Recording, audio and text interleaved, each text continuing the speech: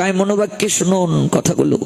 একাদশী তিথিকে যে আশ্রয় করে না, একাদশী যে পালন করে না, তার জীবনে ভক্তি জননী অনুপস্থিত, অর্থাৎ ভক্তির মা তার জীবনে নাই। তাহলে ভক্তিবিহীন, ভক্তি জননী বিহীন সেই সন্তানের জীবনটা কেমন হতে পারে একবার ভাবুন, অনুভব করুন। মরুভূমির ন্যায় তার জীবন হবে শুষ্ক, ভক্তি রসবিহীন, প্রেম রসবিহীন। একাদশী তিথি ভক্তি জননী বলছেন যতনে পালনও করি, মাকে যেমন সন্তান যত্ন করবে, ভালোবাসবে, পরিচর্যা করবে, দায়িত্ব পালন করবে, একাদশীকেও যত্ন করে পালন করতে হবে। যতনে পালনও করি, অত্যন্ত যত্ন সহকারে পালন করতে হবে। কেন? তার কারণ হচ্ছে এই তিথিকে কেন্দ্র করে ভগবান বসতি স্থাপন করেছেন। ভগবান এই তিথিকে কেন্দ্র করে আসেন ভক্তকে কৃপা করার জন্য। এই জন্য যত্ন করার কথা বলছেন। এই তিথিকে সাবধানতার সঙ্গে প্রতিপালন করার কথা শাস্ত্রে আচার্যগণ আমাদের বলছেন। কারণ একাদশী আর স্বয়ং ভগবান কোনো পার্থক্য নেই, একই তত্ত্ব। ভগবানের কৃপাময়ী রূপ হলো একাদশী। ভগবানই একাদশী রূপে আবির্ভূত হয়েছেন কৃপা করার জন্য। কাকে কৃপা করার জন্য? ভক্তকে কৃপা করার জন্য ভগবান একাদশী রূপে আবির্ভূত হয়েছেন। ভগবানেরই কৃপাময়ী রূপ হলো একাদশী। মুরা নামক অসুরকে বধ করার জন্য ভগবান একাদশী রূপে আবির্ভূত হয়েছিলেন। ওই মুরা নামক অসুর শিবের বরদান প্রাপ্ত হয়ে স্বর্গ মর্ত্য পাতালকে সে জয় করেছিল। মহাদেব তাকে বর প্রদান করেছিলেন যে একমাত্র নারীর হাতে তোমার মৃত্যু হবে, আর কারো হাতে তোমার মৃত্যু হবে না। এই বর প্রাপ্ত হয়ে মুরা নামক অসুর দাম্ভিক হয়ে গিয়েছিল, স্বর্গ মর্ত্য পাতালের একচ্ছত্র অধিকারী হয়ে গিয়েছিল। তাই ভগবানকে নারী রূপে আবির্ভূত হয়েছিল তাকে বধ করার জন্য। তাহলে একাদশী হলো স্ত্রীলিঙ্গ, ভগবানই নারী রূপে আবির্ভূত হয়েছেন। এই তিথিকে কেন্দ্র করে ভগবান বসতি স্থাপন করেন। ভগবান এই তিথিতে নিবাস করেছেন, তিনি প্রতিজ্ঞায় আবদ্ধ হয়েছেন। এই তিথিকে যারা যত্ন করবে, সমাদর করবে, ভগবান অবশ্যই তাদেরকে বৈকুণ্ঠ গতি দান করবেন। এই তিথিকে যারা যত্ন করবে, এই তিথিকে যারা সমাদর করবে, ভগবান প্রতিজ্ঞায় আবদ্ধ হয়েছেন, তিনি তাদেরকে বৈকুণ্ঠ গতি দান করবেন। এই জন্য অত্যন্ত গুরুত্ব সহকারে এই তিথিকে আমরা প্রতিপালন করব। বহু জন্ম আমরা বিভিন্ন জটর পরিক্রমা করেছি, ভগবানকে ভুলে মায়ার লাথি খেয়ে জন্ম জন্মান্তর আমরা ঘুরেছি। কাজে এই একাদশী তিথিতেই আমরা ভগবানের সঙ্গে পুনঃ যোগাযোগ স্থাপন করতে পারি। তুমি মোর চিরসাথী, ভুলিয়া মায়ার লাথি খাইয়াছি জন্ম জন্মান্তরে। আজি পুনঃ এ সুযোগ যদি হয় যোগাযোগ, তবে পারি তুহে মিলিবারে। এটাই সর্বোত্তম সুযোগ, একাদশী তিথি। এই তিথিতে আমরা আমাদের হারানো সম্পর্ককে পুনঃস্থাপন করতে পারি। ভগবান এই তিথিকে কেন্দ্র করে আসেন। ভগবান প্রতিজ্ঞায় আবদ্ধ হয়েছেন যে আমি একাদশী তিথিতে তোমাদের সঙ্গে লীলা বিলাস করব। এই তিথিকে অত্যন্ত গুরুত্ব সহকারে আমাদের আচার্যগণ প্রতিপালন করার শিক্ষা দিয়েছেন। স্বয়ং গৌরহরি তিনি তার মাকে দিয়ে জগৎ সংসারী মানুষকে এই তিথির বিশেষ গুরুত্ব জানিয়েছেন, বুঝিয়েছেন। চৈতন্য চরিতামৃত যখন আপনারা পড়বেন, সেখানে দেখবেন চৈতন্য চরিতামৃতে উল্লেখ আছে, একদিন মাতৃচরণে করিয়া প্রণাম, প্রভু কহে মাতা মুড়ে দেহ এক দান। গৌরহরি সচি মাকে প্রণাম দিয়ে বলছেন, মা একটা ভিক্ষা চাইছি তোমার কাছে। মাতা বলে, তাই দিব যা তুমি মাগিবে। প্রভু কহে একাদশীর দিন অন্ন না খাইবে। সচি জননী তিনি কি জানেন না? এত বড় পণ্ডিতের মেয়ে তিনি, নীলাম্বর চক্রবর্তীর মেয়ে, কিন্তু গৌরহরি দেখালেন, আমি আমার মাকেও ছাড় দিচ্ছি না। তোমরা যারা একাদশী করো না, অন্ন খাও এই দিন, তোমাদেরকে কি ছাড় দেব? সচি কহে, না খাইব ভালোই কহিলা, সেই হতে একাদশী করিতে লাগিলা। গৌরহরি জগৎকে শিক্ষা দিলেন, শ্রী নাম ভজনার একাদশী ব্রত, এক তত্ত্ব নিত্য জানি হও তাতে রত। হরি নাম, ভগবান হরি আর একাদশী পার্থক্য নাই, একই তত্ত্ব। আপনি একাদশী পালন করছেন, আপনি ভগবানেরই সমীপে আছেন। আপনি নাম করছেন, ভগবানেরই সমীপে আছেন, কোনো পার্থক্য নাই। আমরা কলিহত জীব, সত্য ত্রেতা দাপরের মতো এত কঠিন ভজন আমরা করতে পারবো না। এজন্য সকল ব্রতের কৃপা, একটা ব্রতের মাঝে কলিহত জীবকে গৌরহরি প্রদান করে সিদ্ধান্ত দিয়ে গেলেন, আচরণ করার শিক্ষা দিয়ে গেলেন, সেটি হলো একাদশী। সকল ব্রতের কৃপা একটা ব্রতের মাঝে আছে। এজন্য কলিহত জীবের এটা পরম সৌভাগ্য, গৌরহরির এই বিশেষ কৃপা তারা প্রাপ্ত হতে পেরেছে। এজন্য একাদশীকে বলা হয় ব্রতরাজ, মানে ব্রতের রাজা। যত প্রকার ব্রত আছে সকল ব্রতের রাজা, এখানে রাজা মানে শ্রেষ্ঠ, শ্রেষ্ঠ অর্থে ব্যবহৃত হয়েছে। যেহেতু একাদশী স্ত্রীলিঙ্গ, একাদশীকে তো আর রাজা বলা যাবে না। এখানে রাজা মানে শ্রেষ্ঠ, রাজা মানে প্রধান। একাদশী হলো ব্রতের রাজা, মানে সকল ব্রতের শ্রেষ্ঠ। শ্রেষ্ঠ কৃপা প্রাপ্ত হওয়া যায় এই ব্রতের দ্বারা।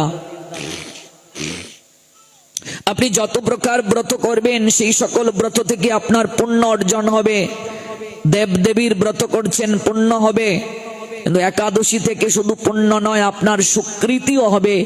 সুকৃতির প্রভাবে মনুষ্যকুলে জন্ম হয়, সুকৃতির প্রভাবে আসা যাওয়া বারণ হয়, সুকৃতির প্রভাবে কৃষ্ণ প্রেম ভক্তি লাভ হয়। এটা একাদশী ব্যতীত আপনি আর কোনো ব্রতে পাবেন না। সেই ব্রত কাত্যায়ন স্মৃতি বলছেন 8 বছর বয়স থেকে শুরু করতে হবে।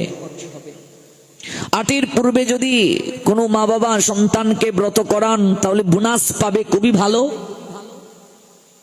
আর যদি না করেন, 8 বছর হয়ে গেলেই প্রত্যেক মা বাবার দায়িত্ব তার সন্তানকে একাদশী ব্রত পালন করতে বলা। এবার অনেকে প্রশ্ন করতে পারে যে মা বাবার দায়িত্ব সন্তানকে বলা, যে মা বাবা নিজেই করে না তার কি হবে? তার মানে তিনি মা নয়। সন্তান জন্ম দিলেই তাকে মা বলে না, বীর্য দান করলেই তাকে বাবা বলে না। বহু বীর্য এমনিতেই কত পুরুষ নষ্ট করে ফেলে। সেই পুরুষ তখনই বাবা হবেন, পিতৃত্বের মর্যাদা যখন তিনি রক্ষা করবেন।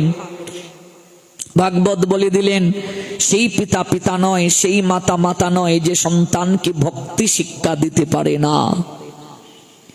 ধর্মের বিপক্ষে যে মা যায় সে মা নয়, সে হলো কৈকেয়ীর ন্যায় মা। যার কারণে ভরত 14 বছর কৈকেয়ীকে মা বলেও ডাকেন নাই। তাতে কি ভরতের অপরাধ হয়েছিল? হয়নি।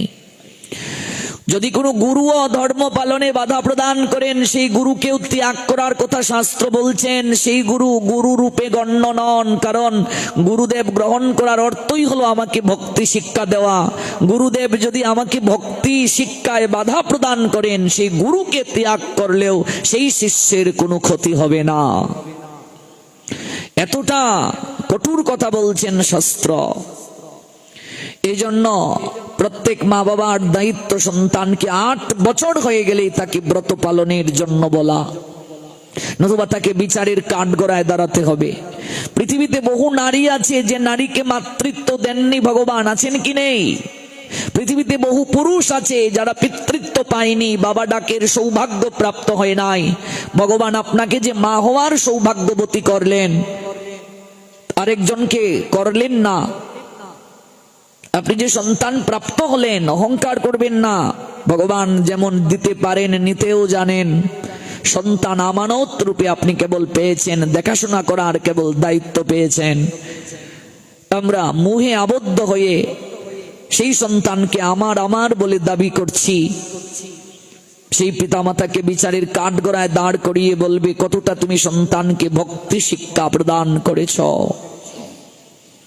সন্তান গ্রহণের উদ্দেশ্য কি? কৃষ্ণ সেবায় তারা সহায়তা করবে, এই জন্য সন্তান গ্রহণের উদ্দেশ্য।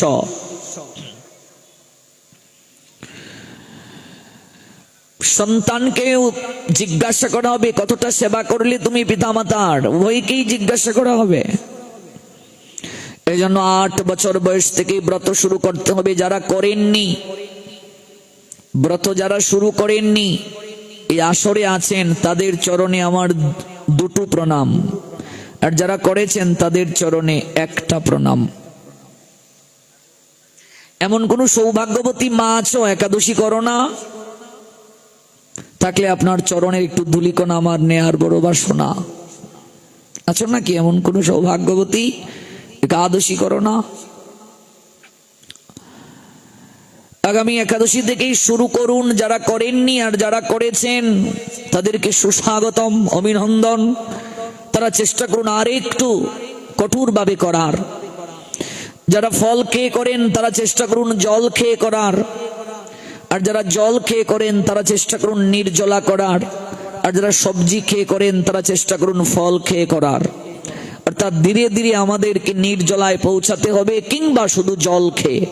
শুধু জল খেয়েও যদি কেউ ব্রত করে তাহলেও সে ব্রতের কৃপা পাবে, কিন্তু জল ব্যতীত আর কোনো কিছু যদি সে খায় তাহলে সে কখনো ব্রতের কৃপা পাবে না।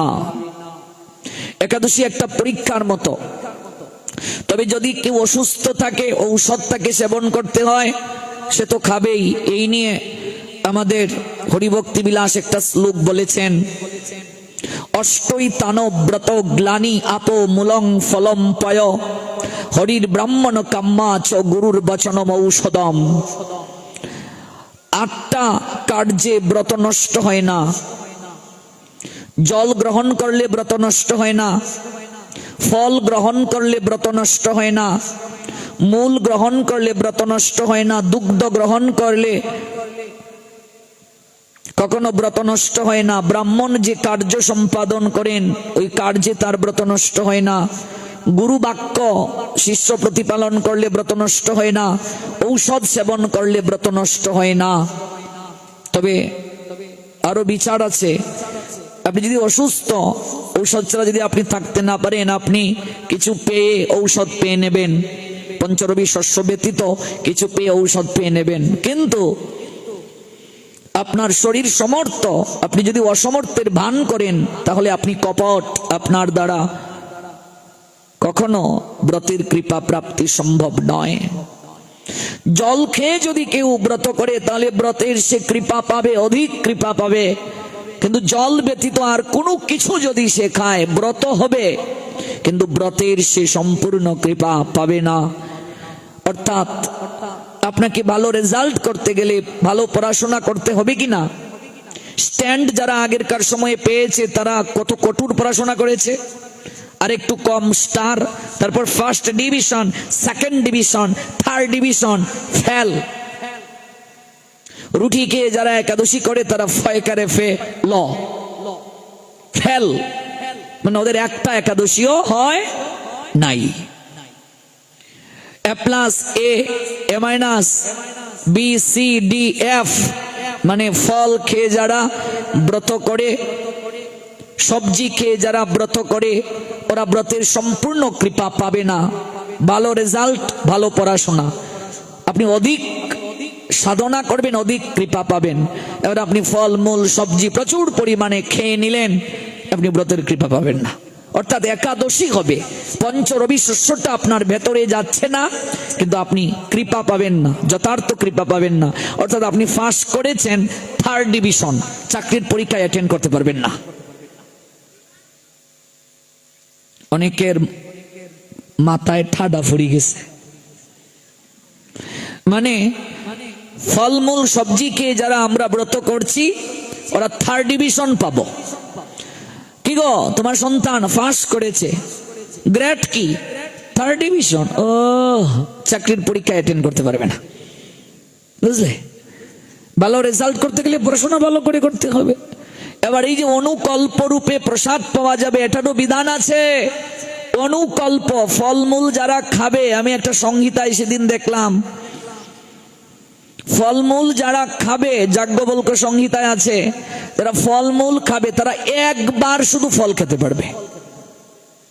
বারবার যদি ফল খায় সে ব্রত হবে না, ব্রত নষ্ট হয়ে যাবে।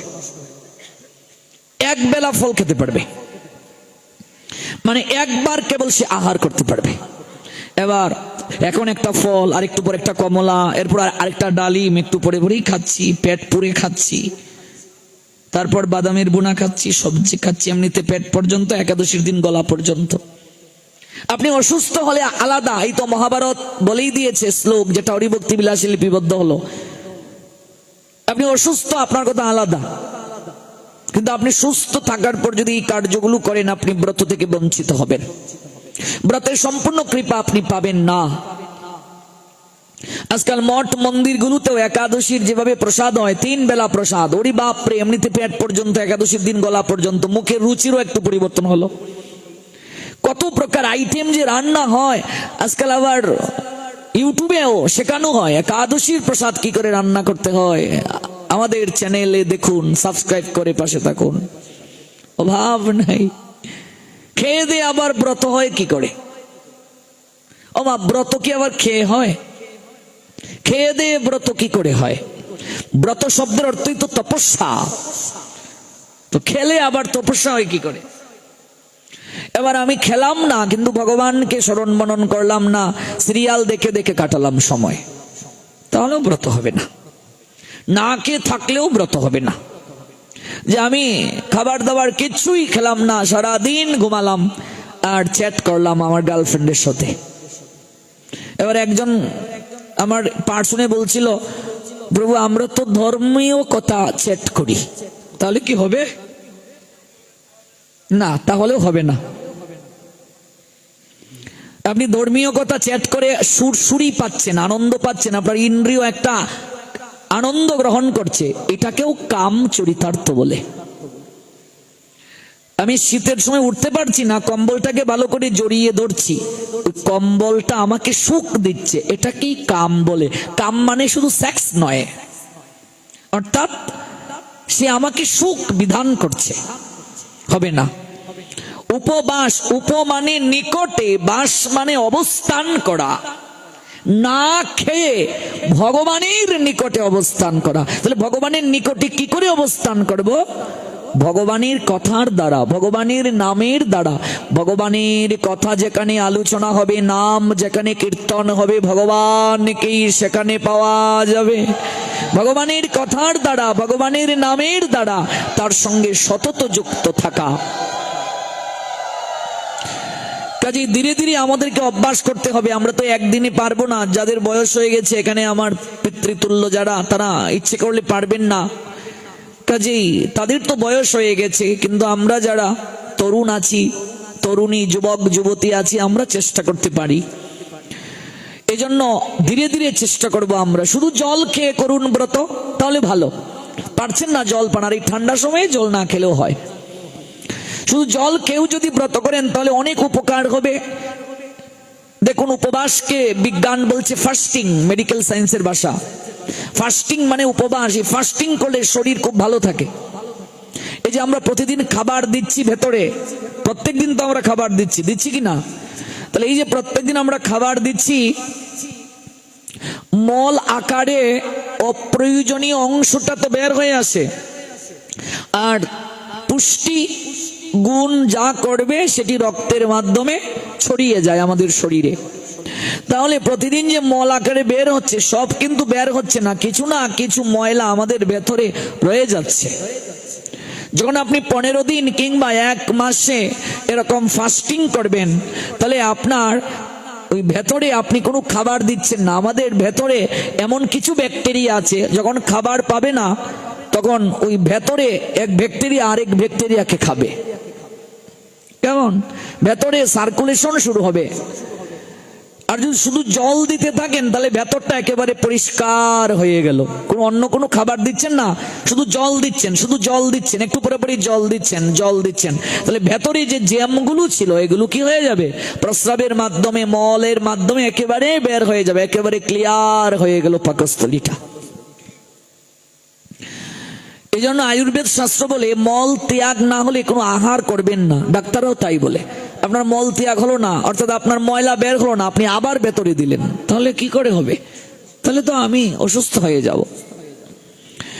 গবেষণায় দেখা গিয়েছে, ইংল্যান্ডের জার্নাল অফ মেডিসিনের একটা গবেষণা থেকে জানা যায়, নিয়মতান্ত্রিক উপায়ে যদি কেউ উপবাস করে, তাহলে রক্তচাপ কমাতে উপবাস সহায়তা করে। এছাড়া স্থূল ক্যান্সার, ডায়াবেটিস এবং হৃদরোগেরও প্রতিরোধ করে। এটা একটা চিকিৎসা পদ্ধতি উপবাস। এই যে গবেষণাটা করেছেন, এই গবেষণার যিনি প্রধান গবেষক, তিনি হলেন হপকিন্স বিশ্ববিদ্যালয়ের নিউরোবিজ্ঞানের অধ্যাপক মার্ক ম্যাটসন।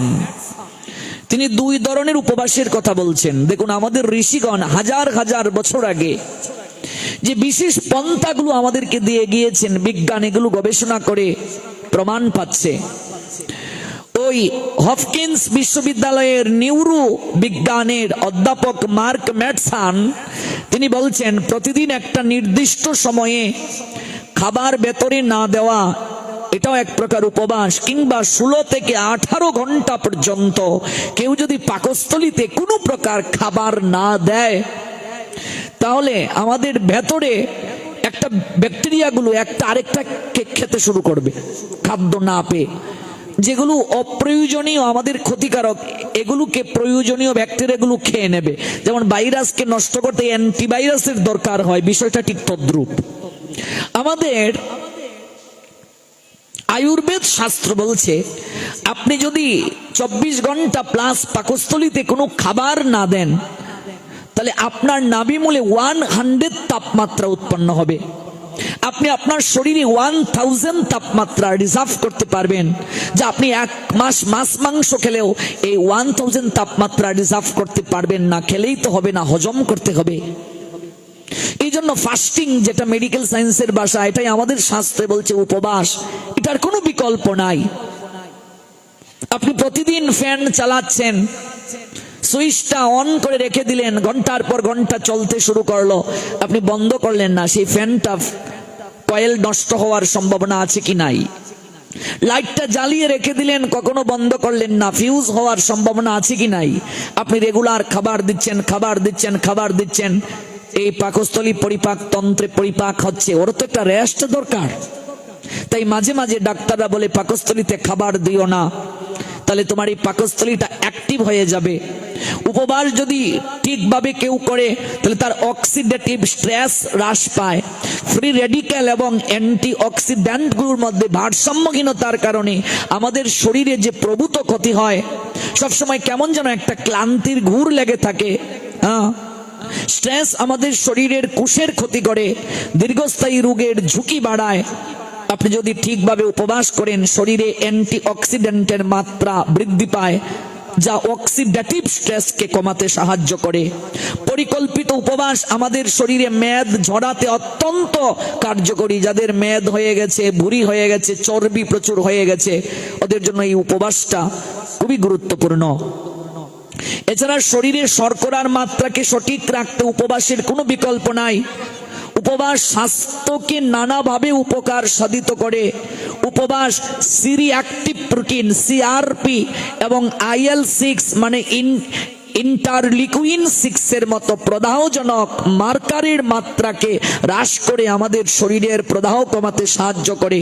দীর্ঘস্থায়ী প্রদাহ আমাদের হৃদরোগ, ক্যান্সার এবং বিশেষ করে অ্যালজাইমার্সের মতো রোগ সহ বেশ কয়েকটা স্বাস্থ্য সমস্যার সঙ্গে যুক্ত থাকে।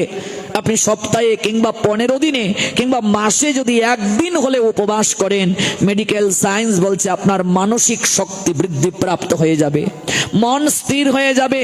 মনোরোগ বিশেষজ্ঞ যারা তারা বলেন মনোযোগ বৃদ্ধি পায়, স্মৃতিশক্তি বৃদ্ধি পায়। উপবাস শরীরে কিছু প্রোটিনের মাত্রাকে বৃদ্ধি করে। গবেষণায় দেখা গিয়েছে স্নায়ু কোষের বৃদ্ধিতে উপবাসের কোনো বিকল্প নাই, যা সময়ের সাথে সাথে মস্তিষ্কের কার্যকারিতা এবং উন্নতি সাধন করতে উপবাস একটা বিশেষ ভূমিকা পালন করে। কাজে উপবাস শুধু একটা সাধনা নয়, এটা একটা ট্রিটমেন্ট। মেডিকেল সায়েন্সের ভাষায় এটা একটা চিকিৎসা পদ্ধতি। গৌর প্রেমানন্দে। আমাদের আর্য ঋষিগণ এই সিদ্ধান্ত আমাদেরকে প্রদান করেছেন। এবার কিছু লোক আছে এরকম বলবে, আত্মাকে কষ্ট দিয়ে কি ধর্ম হয়? আত্মায় যা টানে তাই খাও। অথচ আত্মায় কিছু খায় না। আমরা প্রতিদিন যে খাবার গ্রহণ করছি এগুলো আত্মার খাবার না, আত্মা এগুলো খায় না। আত্মার আহার কেবলমাত্র কৃষ্ণ নাম, কৃষ্ণ কথা। আপনি জপমালা নিয়ে এক মালা হলেই জপ করুন, দুমালা জপ করুন। দুমালা জপ করতে 15 মিনিট সময় লাগে। জপমালা আমাদের কাছে আছে, শোধন করে দিয়ে যাব। আজকের এই বিশেষ যে তিথি, এই তিথিতে যদি নেন অধিক কৃপা পাবেন। স্মরণ থাকবে আপনার যে আজকে একাদশী তিথি, মুখ্যদা একাদশী, যে তিথি পালন করলে আপনার মুখ্য গতি প্রাপ্তি হয়। আজকে গীতা আবির্ভূত হয়েছেন, বিশেষ তিথিতে জপমালাটা নিন। তুলসীমালা যাদের নাই গ্রহণ করুন। আগে ঘুম থেকে উঠে আত্মার আহারটা দিন। দুমালা হরিনাম করতে মাত্র 15 মিনিট সময় লাগবে। আগে 15 মিনিট হরিনাম করুন, তারপর আপনি আপনার আহারটা দিন। আমরা অনেকেই ঘুম থেকে উঠে পেটায় নম, পেটায় নম মানে কি? পেটের পূজা নিয়ে ব্যস্ত। অনেকে আবার ব্যক্তি মানে বিছানায় বসে বসে চা না খেলে হয় না। বর্তমান যে প্রযুক্তির উন্নয়ন চলছে, মানুষ ভাবে যদি কেউ চিবিয়ে দিয়ে দিত আর আমরা শুধু গিলতে পারতাম তাহলে ভালো ছিল। চিবিয়ে যদি কেউ দিয়ে দিত। আমরা গঙ্গাসাগর গেলাম মেলায়, ভারতের পশ্চিমবঙ্গ রাজ্য, দক্ষিণ 24 পরগনা।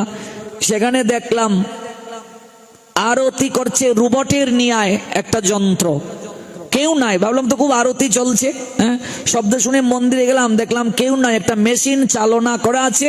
ওই মেশিনেই কাশি বাজছে, ঘন্টা বাজছে, সব বাজছে মেশিনে। বললাম বাহ, কি যুগ এলো।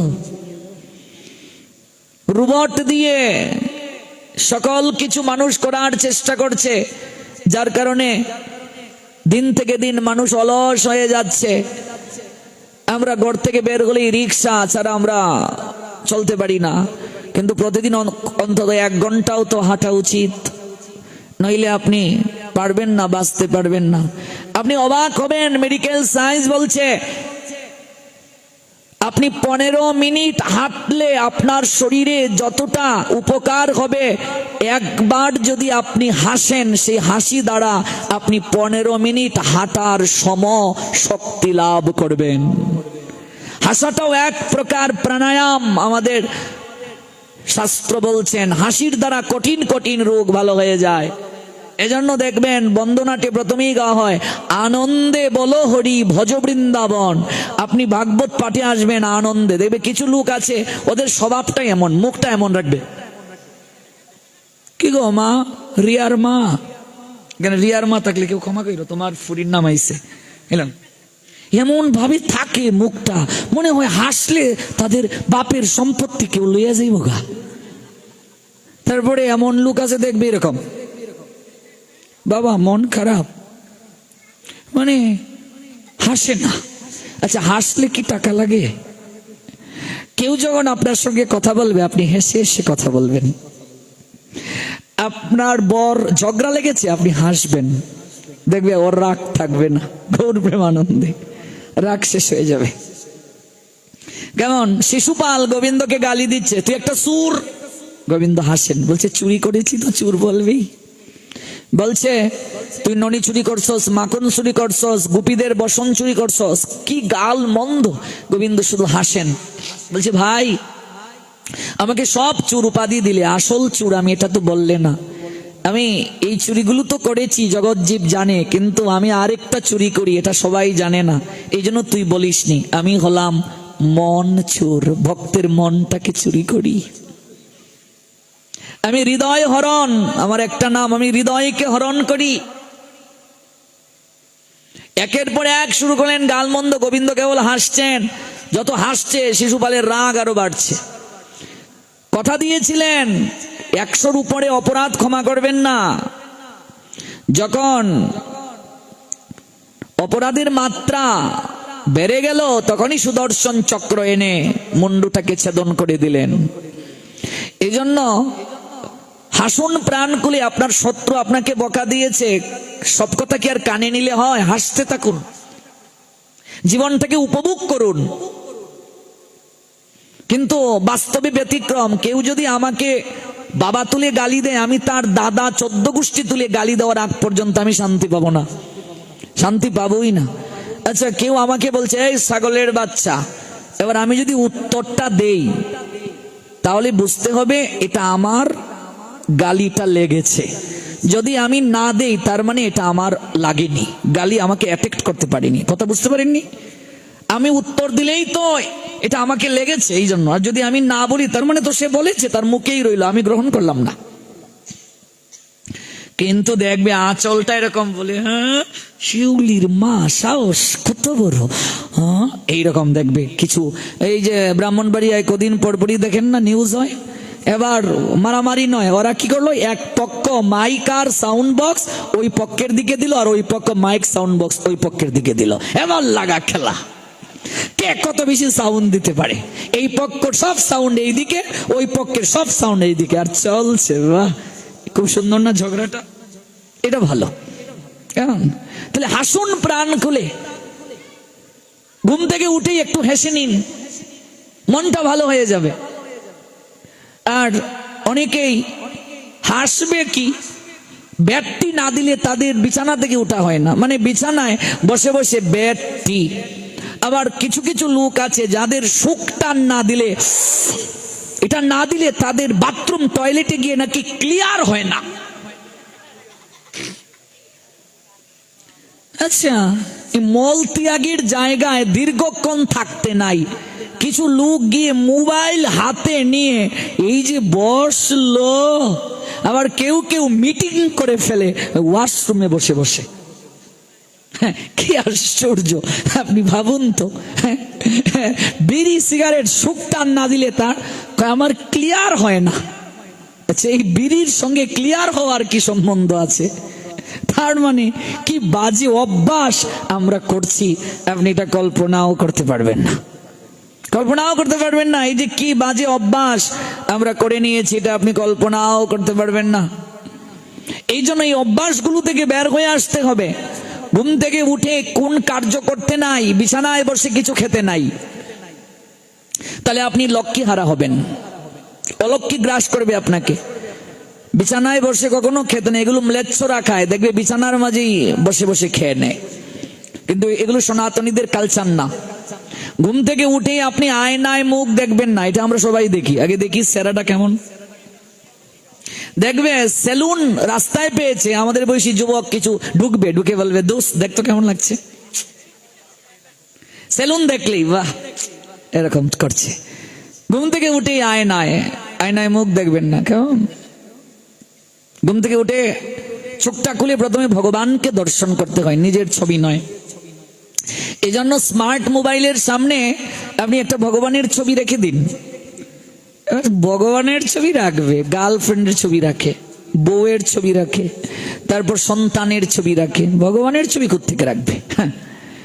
আপনি যতবার স্মার্ট মোবাইলকে টাচ করবেন, যতবার খুলবে, ততবার আপনার ভগবান দর্শন হবে। চিন্তা করে দেখুন, ভগবানের ছবিটা যদি আপনার মোবাইলের সামনে থাকে, যতবার আপনি মোবাইলটা স্পর্শ করবেন ততবার কার দর্শন হবে? ভগবানের দর্শন হবে। ওই দর্শনের দ্বারাও আপনার পাপ স্খলন হয়ে যাবে, পবিত্রতা আসবে, মঙ্গল হয়ে যাবে আপনার। শয়নের ঘরে ভগবানের ছবি টাঙ্গিয়ে রাখুন। আপনি যে ঘরে ঘুমাবেন এই ঘরে ভগবানের ছবি থাকবে। কিছু মূর্খ লোক বলে, ও মা গো, এটা আমার আর আমার বউয়ের বেডরুম, এখানে ভগবানের ছবি কি করে রাখবো? আমরা তো সঙ্গ করি, ভগবানের ছবি সামনে রেখে কি করে করব? ভগবানের ছবি দর্শন করেই সহবাস করতে হয়, সন্তান নিতে হয়, এটাই নিয়ম। এগুলো কেউ খোলাখুলি আমার মতো আলোচনা করবে না, এটাই দরকার এইভাবেই আলোচনা করা। মানুষ বুঝবে কি করে, জানবে কি করে? ভগবানের ছবিটা হবে চরণের দিকে, চরণের বরাবর নয়, চরণ থেকে একটু উপরে, যেন ব্যাড সুইচটা অন করলেই আপনার ভগবানের দিকে দৃষ্টিটা পড়ে। মস্তকের দিকে ভগবানের ছবি রাখলে আপনি ভগবান দর্শন করতে পারবেন না। দৃষ্টিটা চরণের দিকে যায়, ঘুমালে না মস্তকের দিকে যায়, চরণের দিকে। যেন প্রত্যেকটা বেডরুমে ভগবানের ছবি টাঙ্গিয়ে রাখুন। যেদিকে থাকাবেন প্রহ্লাদের মতো বলবেন, হরিময় আমার জীবন, যেদিকে তাকাচ্ছি আমার হরিকে ব্যতীত আর কাউকে আমি দেখতে পাচ্ছি না, সব দিকে আমার হরি।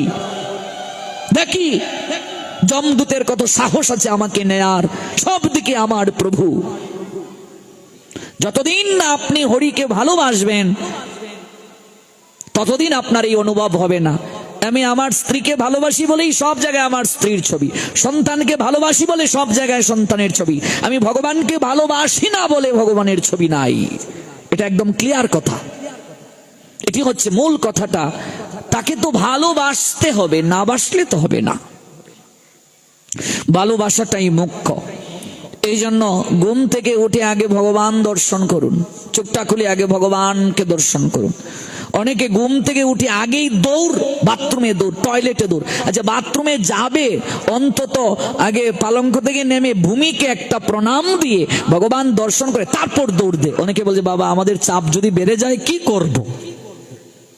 এই জন্যই ছবিটা টাঙ্গিয়ে রাখুন, যেন দর্শনে আপনার মাঝে পবিত্রতা আসে। প্রেমময়ী শ্রীমতী রাধারানী এই শিক্ষাটা আমাদেরকে দিলেন, আমি এটা বানিয়ে বানিয়ে বলি নাই। গোলক বৃন্দাবনে শ্রী গোবিন্দ প্রেমময়ী শ্রীমতী রাধারানীর নিকটে প্রার্থনা করছে, নগরাই ধ্বনি,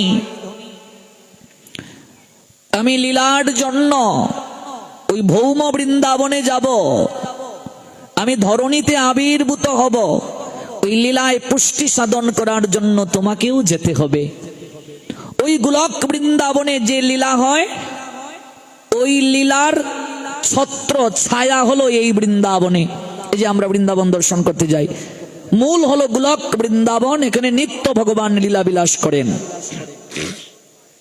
প্রেমময়ী তখন বললেন, প্রাণনাথ, আমি ধরণীতে তোমার সঙ্গে লীলায় পুষ্টি সাধন করার জন্য যাব, কিন্তু যদি বৃন্দাবন না থাকে, রাধাকুণ্ড শ্যামকুণ্ড না থাকে, গোবর্ধন না থাকে, তাহলে আমি যেতে পারবো না। আমি যদি যাই তাহলে তোমাকে যমুনা স্থাপন করতে হবে, বৃন্দাবন সাজাতে হবে, তোমাকে শ্যামকুণ্ড রাধাকুণ্ড ওই জায়গায় স্থাপন করতে হবে, নতুবা আমি যাব না। তাই গোবিন্দ নিত্য শাশ্বত গোলক বৃন্দাবন থেকে সকল কিছু এই ভূমণ্ডলে স্থাপন করলেন। প্রেমময়ী করজুড়ে গোবিন্দকে বলছেন, গোবিন্দ, হে প্রাণনাথ, আমার আরেকটা নিবেদন আছে। নিবেদনটা হলো, আমি যাব, তবে আমি অন্ধ হয়ে জগতে যাব। গোবিন্দ বললেন, এ তোমার কেমন শর্ত? বলছে, আমি একেবারে সবসময় অন্ধ থাকবো না প্রাণনাথ, আমি অন্ধ হয়ে যাব। তুমি যেদিন তোমার কর স্পর্শ করবে আমার দুটো নয়নে, আমি চোখটা খুলে সর্বপ্রথম আমি তোমায় দর্শন করব। আমি তোমাকে ব্যতীত এই জগতের কোনো কিছু আগে দর্শন করতে চাই না, আমি সর্বপ্রথম তোমায় দর্শন করব প্রভু। তোমাকে ব্যতীত আমি আর কাউকে সর্বপ্রথম দেখতে চাই না। দেখুন প্রেমময়ীর প্রীতি কাকে বলে, এই শিক্ষাটাই তো আমরা নেব রাধারানীর নিকট থেকে। রাধারানীর ভাবনাটা দেখুন, যে আমি তোমায় ছাড়া এই জগতে আর কাউকে আমি প্রথম দর্শন করব না, আমি সর্বপ্রথম তোমায় দর্শন করব, তারপর আমি চোখটা খুলে অন্য কোনো কিছু তাকাবো। আসলেন রাধারানী বৃষভানু রাজার ঘরে, আসলেন কীর্তিদা সুন্দরীকে অবলম্বন করে। মধ্যাহ্নকালীন সময়ে সরোবরে পদ্ম পাতায় তিনি আবির্ভূত হয়েছিলেন, কিন্তু বৃষভানু রাজা দেখলেন কন্যা খুবই সুন্দরী, কাঁচা সোনার মতো গাত্রবর্ণ, কিন্তু কন্যা তাকায় না, অন্ধ তিনি। ওই দেবর্ষি নারদের নৈকট্যে বৃষভানু রাজা গিয়ে বললেন, হে দেবর্ষি, আমি সন্তান প্রাপ্ত হলাম, বিধাতা আমার দিকে তাকালেন, কিন্তু আমি এমন সন্তান প্রাপ্ত হলাম, সন্তান তাকায় না, সন্তানের চোখে আলো নাই, সন্তান অন্ধ। নারদ বললেন, হে বৃষভানু রাজন, আপনি সাধু সেবার আয়োজন করুন। জগতে মহতের কৃপায়, সাধু কৃপায় সকল কিছু প্রাপ্তি সম্ভব। আপনি অনেক সেবা করেছেন, কিন্তু ভগবান আপনাকে যা দিয়েছেন সেই অনুযায়ী আপনি সেই ধন ভগবানের সেবায়, গুরু বৈষ্ণবের সেবায় ব্যয় করেন নাই। আমাদের উপার্জনের 4 ভাগের 1 ভাগ ভগবত সেবায় ব্যয় করার কথা বলছে। যেমন ইসলামে একটা জাকাত শব্দ আছে, ওদের সম্পত্তির একটা অংশ ওরা জাকাত দেয়, আমাদেরও শাস্ত্রে আছে। আপনার উপার্জনের 4 ভাগের 1 ভাগ আপনি ভগবত সেবায় লাগাবেন, দীন দরিদ্রের সেবায় লাগাবেন, নতুবা এই অর্থ আপনার জীবনে দুঃখের কারণ হবে, এই অর্থ হবে অনর্থের মূল। আপনি সবাইকে নিমন্ত্রণ দেবেন, হে রাজন, আপনি নন্দ মহারাজ আর নন্দ মহারানীকেও নিমন্ত্রণটা দেবেন। বৃষভানু রাজাকে বললেন, সাধুকে নিমন্ত্রণ করতে গিয়ে আপনি রাজ বসন পরিধান করে যাবেন না, সাধুর নিকটে যেতে গেলে সাধুর বেশ ধারণ করে যেতে হবে, আর তাদেরকে পালকি পাঠাতে হবে, সম্মানের সঙ্গে আনয়ন করতে হবে, ভোজন করিয়ে দক্ষিণা আদি বস্ত্র আদি দিতে হবে। আর আপনি সেখানে কাঙ্গালির নিয়ে তাদের সেবা করবেন। গলবস্ত্র কৃতাঞ্জলি বৈষ্ণব নিকটে, দন্তে তৃণ করি দাঁড়াইব নিষ্কপটে, কাঁদিয়া কাঁদিয়া জানাইব দুঃখ গ্রাম, সংসার অনল হইতে কবে মাগিব বিশ্রাম, শুনিয়া আমারও দুঃখ বৈষ্ণব ঠাকুর, আমা লাগি কৃষ্ণে আবে দিবেন প্রচুর। বৃষভানু রাজা তাই করলেন, সবাই এলেন, নন্দ মহারাজও এলেন, আর নন্দ মহারানী যশোদার কোলে করে এলেন গোপাল। কীর্তিদাকে বলছেন, যশোদা, রে কীর্তিদা, কি ফুটফুটে কত সুন্দরী তোর মেয়ে হয়েছে রে, একবার আমার কুলে দে। ওই গোপালকে ডান কুল থেকে নামিয়ে যখন বাম কুলে রাধারানীকে নিলেন, তখন গোপালের বড় অভিমান হলো। দেখবেন বাচ্চাকে কুল থেকে নামিয়ে তার মা যদি অন্য কোনো বাচ্চাকে কুলে নেয়, তার অভিমান হয় কিনা।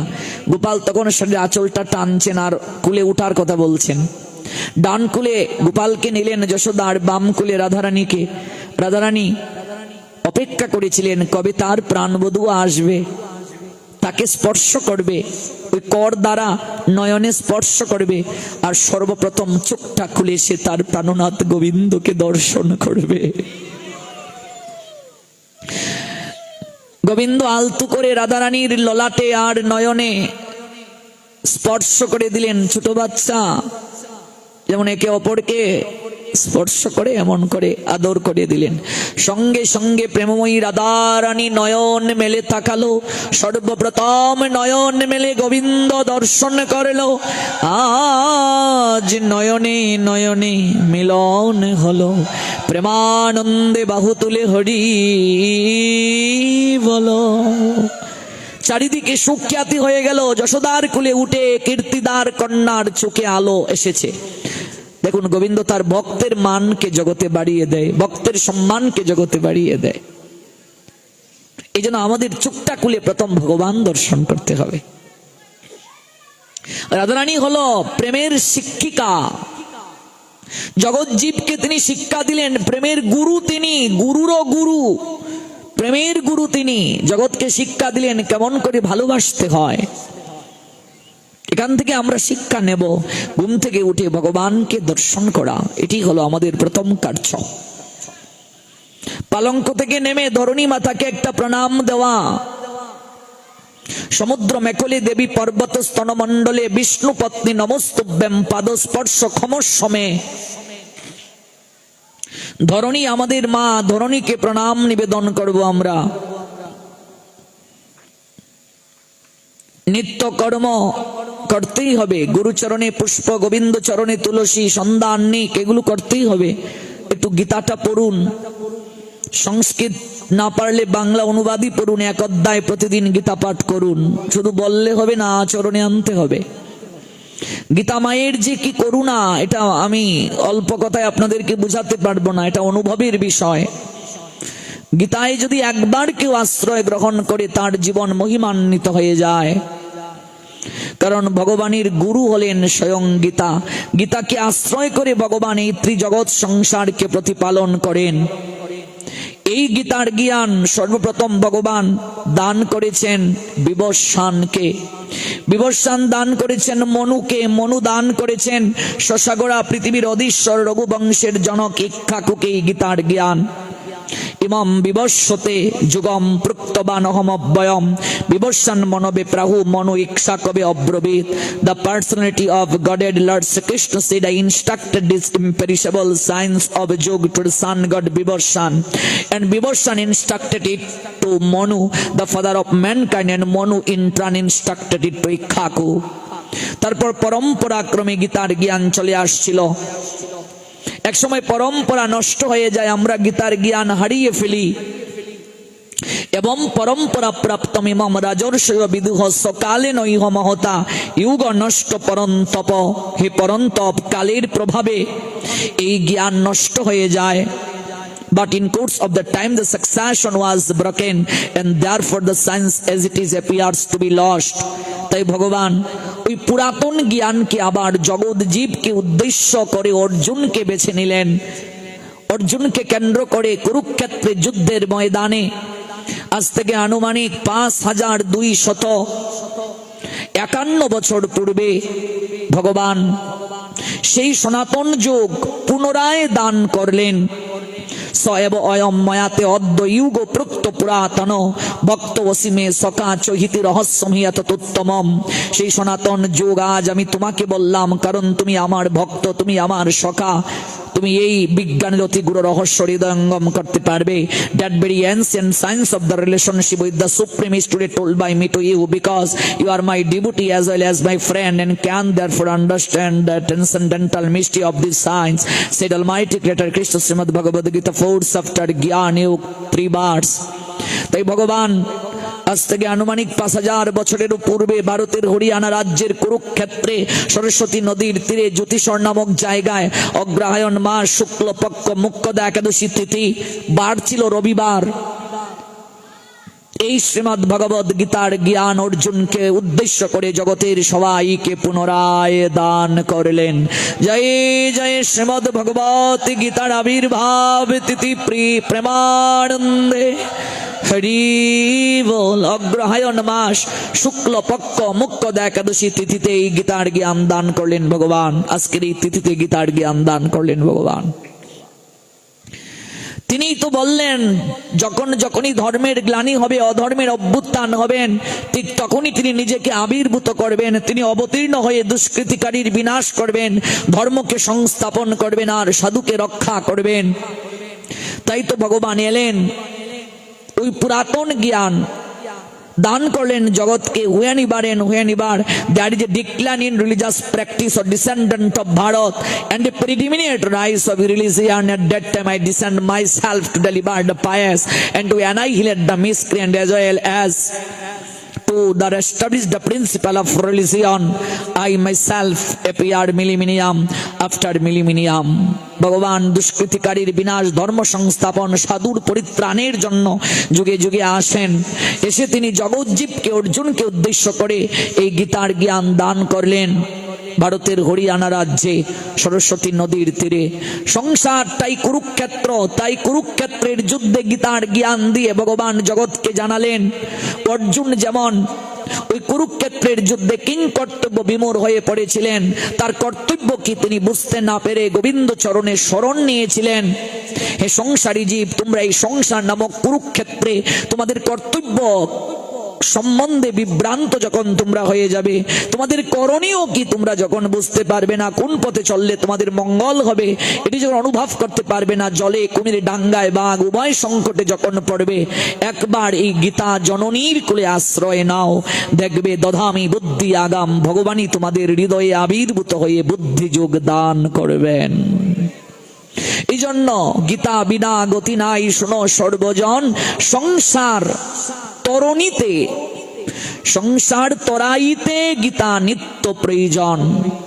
এই ভবর সমুদ্র যদি কেউ পাড়ি দেওয়ার জন্য তরণীকে অবলম্বন করে, নৌকাকে অবলম্বন করে, গীতাই হলো সেই উত্তম রূপী নৌকা।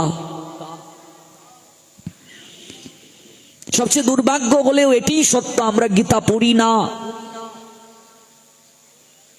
আপনি জিজ্ঞেস করুন 100 সনাতনী হিন্দুকে গীতার জন্ম বৃত্তান্তের কথা আজকের এই তিথি সম্পর্কে জানেই না, জানানোর জন্য আয়োজন হয় না। লক্ষ লক্ষ টাকা খরচ করে আমরা দুর্গা পূজা করি, কীর্তন করি, কিন্তু পরিবর্তন কোথায় সমাজে? যার পূজা তার সম্বন্ধে কোনো আলোচনার ব্যবস্থা নাই। আপনি দুর্গা পূজা করছেন কিন্তু মা দুর্গাকে নিয়ে কোনো আলোচনা নাই। মা দুর্গাকে নিয়ে যদি প্রতিদিন 1.5 ঘন্টা এরকম আলোচনার ব্যবস্থা থাকতো, মানুষ জানতে পারতো কিনা? কিন্তু যার পূজা তাকে নিয়ে কোনো আলোচনা নাই, শুধু ডিজে ডিজে ডিজে চলছে। কে কত পিয়ার সাউন্ড বেশি আনবে, কার মণ্ডপের সাউন্ড সবচেয়ে বেশি হবে, হাই কোয়ালিটির হবে, কার মণ্ডপ কত সুন্দর হবে, কার প্রতিমা কত সুন্দর হবে, কিন্তু যার উদ্দেশ্যে পূজা তাকে নিয়ে কোনো আলোচনার ব্যবস্থা নাই। এর জন্যই তো হিন্দুদের এই পতন। গীতাকে লাল শালু দিয়ে, রুমাল দিয়ে আমরা বেঁধে ঠাকুর ঘরেই রেখে দিই। প্রত্যেক দিন চন্দন চর্চিত করে তুলসী পত্র দিতে দিতে গীতার উপরে চট লেগে যায়, ভেতরে কি আছে আমরা অনেকেই খুলে দেখি না। আবার অনেকে মরা বেটার বুকের মাঝে গীতা দিয়ে ডাকডুল কুল করতাল বাজিয়ে মরাকে শ্মশানে নিয়ে যায়। মরার বুকে গীতা দেওয়ার মতো অপরাধ আর কিছু হতে পারে না। আত্মা চলে গেছে, ওই দেখে আপনি কি করে গীতা দেবেন? এই জন্য আমি স্টুডেন্ট যারা, তাদেরকে বলি গীতাটা পড়ার টেবিলে রাখো। মহাত্মা গান্ধী বলেছিলেন, তার মা যখন মারা গেলেন, কাঁদতে কাঁদতে তিনি 3 দিন আহার বর্জন করেছিলেন। অতঃপর তিনি গীতাকে বুকে জড়িয়ে ধরে কেঁদে কেঁদে বলেছিলেন, আমার 2 জন মা, এক গর্ভধারিণী মা আর এক গীতা জননী। গর্ভধারিণী মায়ের সঙ্গে সম্বন্ধটা আমার মৃত্যুর সঙ্গে সঙ্গে শেষ হয়ে যাবে, কিন্তু এই গীতা মায়ের সঙ্গে আমার সম্বন্ধ অনন্তকালের সম্বন্ধ। এই সম্বন্ধ আমার শেষ হবে না। গীতাকে মা কেন বলা হয়? সর্ব উপনিষদ গাব দুগ্ধা গোপাল নন্দন, পার্থ বৎস সুধীর ভুক্তা দুগ্ধং গীতামৃতং মহৎ। সকল উপনিষদ হলো গাভী। তো গাভী থাকলে তো হবে না, দুধ আনতে গেলে বাছুর দরকার। পার্থ বৎস সুধীর ভুক্তা দুগ্ধং গীতামৃতং মহৎ। বাছুর হলো পার্থ। অর্জুনের 22টা নাম, তন্মধ্যে একটা নাম পার্থ। পৃথার পুত্র, অর্জুনের মায়ের নাম কুন্তি, কুন্তির প্রথম নাম ছিল পৃথা, এই জন্য পৃথার পুত্র পার্থ। ওই পার্থ হলো বাছুর। গাভী আছে, বাছুর আছে, দুহন কর্তা যদি না থাকে, দুহন কি করে করতে হয়? গাভীর স্তন থেকে দুধ যদি কেউ না জানে, দুধ পাওয়া যাবে গো? যাবে না।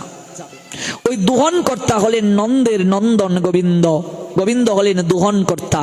এবার দুধটা দুহন করে পাত্রের মাঝে যদি আপনি রেখে দেন, অর্থাৎ আপনি গীতাকে বাজার থেকে কিনে লাল শালু রুমাল দিয়ে বেঁধে ঠাকুর করে রেখে দিলেন, মানে দুগ্ধ আছে কেবল পাত্রের মাঝে, আপনি গ্রহণ করছেন না, আপনার শরীরে পুষ্টি হবে? ডাক্তার আপনাকে প্রেসক্রিপশন দিলেন, আপনি ডাক্তারের কথা মানছেন না, আপনি প্রেসক্রিপশনটা বেগে রেখে দিলেন, কিংবা ঔষধ আপনি ঠিক মতো খাচ্ছেন না, নিয়ম পালন করছেন না, আপনার রোগ যাবে? যাবে না। এই জন্য স্টুডেন্ট যারা, গীতাকে টেবিলে রাখো, পড়ার টেবিলে। পাঠ্য বই শুরু করার আগে গীতাকে প্রণাম দিয়ে একটা শ্লোক পড়ে নাও, তারপর নিজের পড়া শুরু করো। দেখবে গীতা মায়ের করুণায় তোমার জীবন ধন্য হয়ে যাবে, পড়াশোনা খুব ভালো হবে। এই গীতা হলো অমৃত দুগ্ধ প্রদায়িনী। মা যেমন তার স্তন দুগ্ধ দ্বারা সন্তানকে প্রতিপালন করেন, পোষণ করেন, বৃদ্ধিপ্রাপ্ত করেন, গীতা জননীও নিত্য জ্ঞান দান করে আমাদের জীবনকে আন্দোলিত করেন, ধন্য করেন। এজন্য উপনিষদ গাভী সদৃশ, বাছুর অর্জুন, দুহনকর্তা গোবিন্দ। এবার এই দুগ্ধটা খাবে কে? সুধীর ভুক্তা দুগ্ধং গীতামৃতং মহৎ। এই দুধটা গ্রহণ করবে জগতে সুধীজন যারা, আপনাদের মতো যারা শ্রদ্ধাবান তারা গ্রহণ করবে। সবাই গ্রহণ করতে পারবে না, সবাই আসবে না। আসবে কারা? গীতা পাঠে আসবে কারা? ভাগবত পাঠে আসবে কারা? যারা শ্রদ্ধাবান সুধী ব্যক্তি যারা, তারা আসবে। পূর্বজন্মের সৌভাগ্যের অধিকারী যারা, তারা আসবে। নাহলে অনেকেই দেখবে আসবে, পাশ দিয়ে চলে যাবে, এরকম ডিজিটাল প্রণাম দিয়ে চলে যাবে, মাথা নোয়াবে না। অসুর যারা, ওরা দেখবে গুরুজনের চরণে মাথা নোয়ায় না। অসুর যারা, ওরা দেখবে ভগবানের চরণে মাথা নোয়ায় না। অসুর যারা, ওরা দেখবে নিম্ন স্থানে বসে না, ওরা প্রণাম দিতে লজ্জা পায়, সংকুচতা বোধ করে। নিচু না হলে কিছু পাওয়া যায় না, এই জন্য মাথাটা নত করতে হবে। মস্তক ভূমিতে না লাগলে প্রণাম হয় না। গীতা জননীকে প্রণাম দিন, গীতা স্বয়ং ভগবান।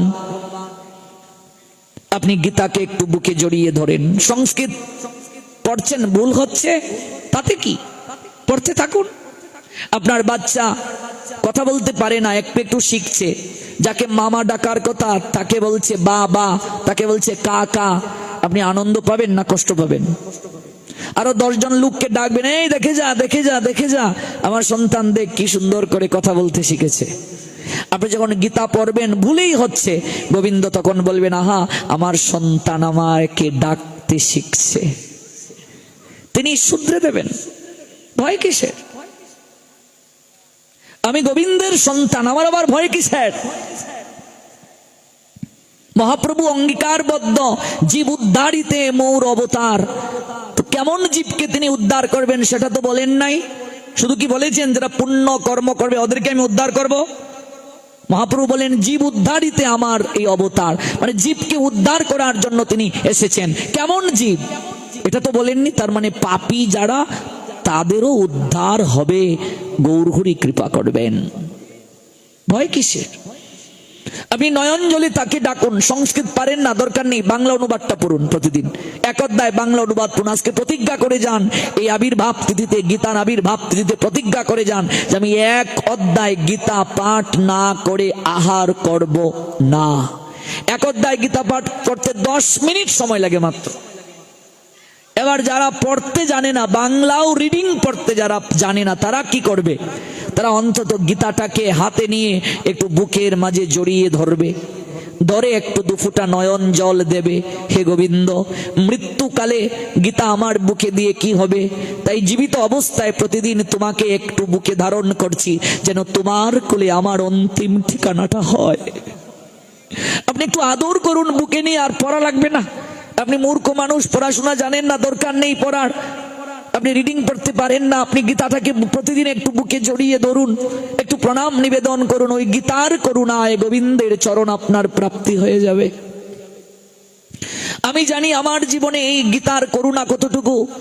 আমি 1 অধ্যায় গীতা পাঠ না করে আমি কোনো কিছু গ্রহণ করতাম না। আমি যখন হোস্টেলে থেকে পড়াশোনা করতাম, এটা পরিবেশ না।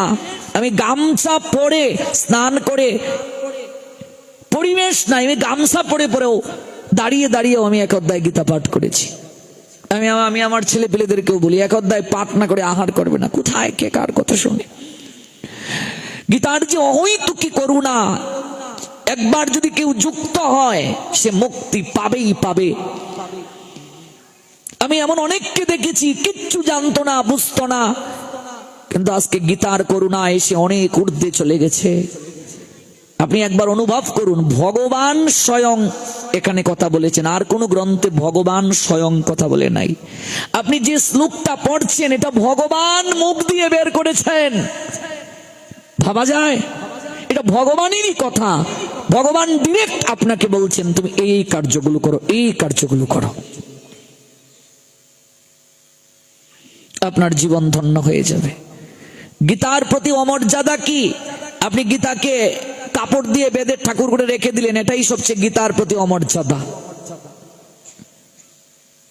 এর উপরে আরো মর্যাদা হতে পারে না। কিনেছিল ওই যে বেদে ঠাকুর ঘরে স্থাপন করে রাখলো, আর জীবনে খুলে নাই। উপরে তেলা পোকায় বিষটা ত্যাগ করেছে, ইঁদুর কাগজ কেটে ফেলেছে, জীবনে খুলে নাই। তো তাতে হবেটা কি? আমি পড়লাম না, খুললাম না, দেখলাম না, হবেটা কি? আবার কারো কারো ঘরে একটা বড় গীতাও নাই, ছোটি একটা গীতা, গীতাই নাই ঘরে। ও মা, গ্রন্থ কই গো? এক জায়গায়, আমি নাম বলবো না, গ্রন্থ আনার জন্য আরেকবারই গৃহকর্ত্রী দৌড় দিয়েছে। কত লজ্জা আমাদের জন্য। আমরা লক্ষ লক্ষ টাকার অট্টালিকা করি, কিন্তু মৃদঙ্গ ঘরে পাওয়া যায় না। যে সনাতনী হিন্দু ঘরে মৃদঙ্গ নাই, সেটা সনাতনী হিন্দুর ঘর না, এটা যবনের ঘর। যার ঘরে মৃদঙ্গ নাই, শঙ্খ নাই, কাশি নাই, করতাল নাই, এটা যবনের ঘর, এটা হিন্দুর ঘর না। সনাতনী হিন্দু মাত্রই তার গৃহে শঙ্খ থাকতে হবে, মৃদঙ্গ থাকতে হবে, কাশি থাকতে হবে, ঘণ্টা থাকতে হবে, আরতির সরঞ্জাম থাকতে হবে। সনাতনী হিন্দুর ঘর মানে প্রতিদিন দেবতা অর্চন হয়, ভগবান অর্চন হয়, থাকতেই হবে তার গৃহে এগুলো। সকাল, সন্ধ্যা, মধ্যাহ্নকালীন সময় এই 3 বেলা উলুধ্বনি হবে, হরিধ্বনি হবে, মঙ্গলধ্বনি হবে, শঙ্খধ্বনি হবে, ঘণ্টাধ্বনি হবে। আর ওই মঙ্গল ধ্বনি শ্রবণ করে অলক্ষ্যে আপনার গৃহ থেকে বিতাড়িত হবে, কলি দৌড়ে পালিয়ে যাবে। এজন্য মাঝে মাঝে হরিধ্বনি করতে হয়, উলুধ্বনি করতে হয়, শঙ্খধ্বনি করতে হয়, মঙ্গল ধ্বনি করতে হয়। দ্রুত গতিতে পলায়ন করবে। সনাতনী হিন্দু বাড়ি দেখলেই মনে হয় এটা হিন্দুর বাড়ি, কারণ ওই বাড়িতে তুলসী থাকবে, পুষ্পের বাগান থাকবে, দেখলেই মনে হবে যেন এটা দেবতার গৃহ, দেবতার মন্দির। হিন্দু বাড়ি দেখলেই মনে হবে। আজকাল হিন্দু বাড়ি কোনটা বোঝা যায় না, হিন্দুর ছেলেকেও দেখলে বোঝা যায় না, এমন গেটআপে চলে এটা হিন্দুর ছেলে কিনা বোঝা যায় না। এই হলো আমাদের দুর্ভাগ্য, এই হলো সনাতনী হিন্দুদের দুর্ভাগ্যের কথা। এজন্য আপনি পড়ুন, জানুন, দেখবে আপনার জীবনটা ধন্য হয়ে গেছে। শেষের দিনটা আপনার কোনো ভয় নাই, কোনো ভয় নাই। মা, কেউ যদি গীতা উচ্চারণ করেও দেখো রাখে, তাহলেও অন্তিমে তার ভগবানের চরণ প্রাপ্তি হবে। আপনি জীবিত অবস্থায় শ্লোকগুলো শিখুন। সবচেয়ে দুর্ভাগ্য হলেও সত্য, সারা বাংলাদেশে 700 শ্লোক পারে এমন খুব কম সংখ্যক লোককেই পাওয়া যায়। খুব কম সংখ্যক লোকই আছে যারা 700 শ্লোক পারে। শুধু মুখস্থ থাকলেই যে আমি ভগবান পেয়ে যাব আমি তা বলছি না, কিন্তু অন্তত 15 দিনে একটা শ্লোক যদি মুখস্থ করি, জীবিত অবস্থায় 700 শ্লোক মুখস্থ করা কোনো ব্যাপার না। আপনার সন্তানকে ওই গীতা ক্লাসটায় নিয়ে আসুন। প্রতিদিন আপনি অন্তত বাড়িতে একটু বলেন, বাবা একটু গীতাটা পড়, একটু তুলসীর মূলে জল দে বাবা, এটা মা হিসেবে আপনার দায়িত্ব বলা। একাদশী ব্রতটা কর বাবা, আপনিও করুন। সব দিন সন্তানকে সব শিক্ষা দিন, কিন্তু ধর্মীয় শিক্ষাটা প্রাধান্য দিন। অন্যান্য ধর্মের দিকে তাকান, ওরা যত শিক্ষিত ওরা তত ধর্ম ভীরু হয়। অন্যান্য ধর্মের দিকে তাকান, ওরা ধর্মের জন্য জীবন দিয়ে দিতে পারে, মুহূর্তের মাঝে ওরা জীবন কোরবান করতে পারে। ওরা ধর্মকে এতটা হৃদয়ে লালন করেছে। আপনি আপনার সন্তানকে সব শিক্ষা দিন, কিন্তু ধর্মীয় শিক্ষাটা বাদ দিচ্ছেন কেন? যে জাতি শিক্ষা থেকে সরে যায়, ধর্মীয় শিক্ষা থেকে, সে জাতি কোনোদিন টিকে থাকতে পারে না, অসভ্য হয়ে যায় সেই জাতি। সেই জাতির জীবন এলোমেলো হয়ে যায়, সেই জাতি নিম্নগতি প্রাপ্ত হয়, দুর্দিন এসে যায় সেই জাতির। সনাতনী হিন্দুদের দুর্দিন চলছে আজ। একমাত্র একতা নাই, ধর্ম সম্বন্ধে জ্ঞান নাই, ধর্ম যাজন করার মানসিকতা নাই, শুধু কলির কবলে তারা পতিত হয়ে আছে। আমি অনুরোধ রেখে যাব, যারা সংস্কৃত পারেন না বাংলা অনুবাদটা পড়ুন গীতার, তারপর আপনি আহার গ্রহণ করুন।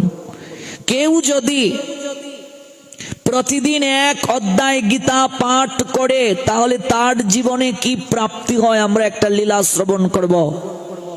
প্রতিদিন যদি 1 অধ্যায় গীতা পাঠ করে, তার জীবনে কি প্রাপ্তি হয়, এবং এই লীলাটা শ্রবণের মাধ্যমে আমরা হৃদয়ে ধারণ করে নিয়ে যাব আদর্শটা, যে আমরাও প্রতিদিন 1 অধ্যায় গীতা পাঠ করব।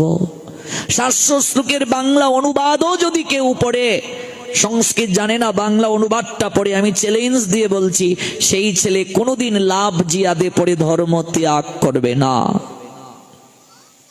ধর্মান্তরিত হবে না? যদি 700 শ্লোকের বাংলাও জানে, পৃথিবীর এমন কোনো প্রশ্ন নাই যে প্রশ্নের সমাধান আমার গীতা দেয় নাই। আপনি কর্ম যুগ অবলম্বন করে কেমন করে ভগবানকে পাবেন সেটাও আছে গীতায়। আপনি জ্ঞানের মাধ্যমে কেমন করে ভগবানকে পাবেন সেটাও গীতায় আছে। আপনি ভক্তির মাধ্যমে কেমন করে ভগবানকে পাবেন সেটাও গীতায় আছে। 3টা মার্গ, কর্ম, ভক্তি, জ্ঞান। সব প্রশ্নের সমাধান আছে। আপনি ত্যাগী নন, সন্ন্যাসী নন, আপনি গৃহী, আপনি গৃহে থেকেই ভগবানকে পাবেন। গীতা পড়ুন, লেখা আছে কর্মযুগে কি করে আপনি সংসার প্রতিপালন করবেন, সংসারে কর্ম সম্পাদন করবেন। আপনার দরকার নাই গৃহ ছাড়ার, আপনি ভগবানকে পাবেন। কিন্তু পড়তে তো হবে। আচ্ছা, আমি যদি জানি একটা জিনিস, ভুল করতে গিয়ে হৃদয়ে আঘাত লাগবে কিনা? কিন্তু যা জানি না, ভুল না সঠিক তো জানি না, তাহলে তো অনবরতই আমি পাপ করব। এই জন্য জানলে মানুষ কিছুটা হলেও মানে, আর যে জানে না সে কি করে মানবে? প্রতিদিন 1 অধ্যায় গীতা পাঠ করলে জীবনে কি প্রাপ্ত হওয়া যায়, আমরা একটু আপনাদেরকে নীলাচলে নিয়ে যাচ্ছি। নীলাচলটা হলো বর্তমান ভারতের উড়িষ্যা রাজ্য। ওই নীলাচলে এক দরিদ্র ব্রাহ্মণ বাস করতেন, যার নাম অর্জুন মিশ্র। মিশ্র হলো ব্রাহ্মণদের একটা টাইটেল। সংসারে আছে তার একমাত্র গৃহিণী, কোনো সন্তান আদি তার নাই।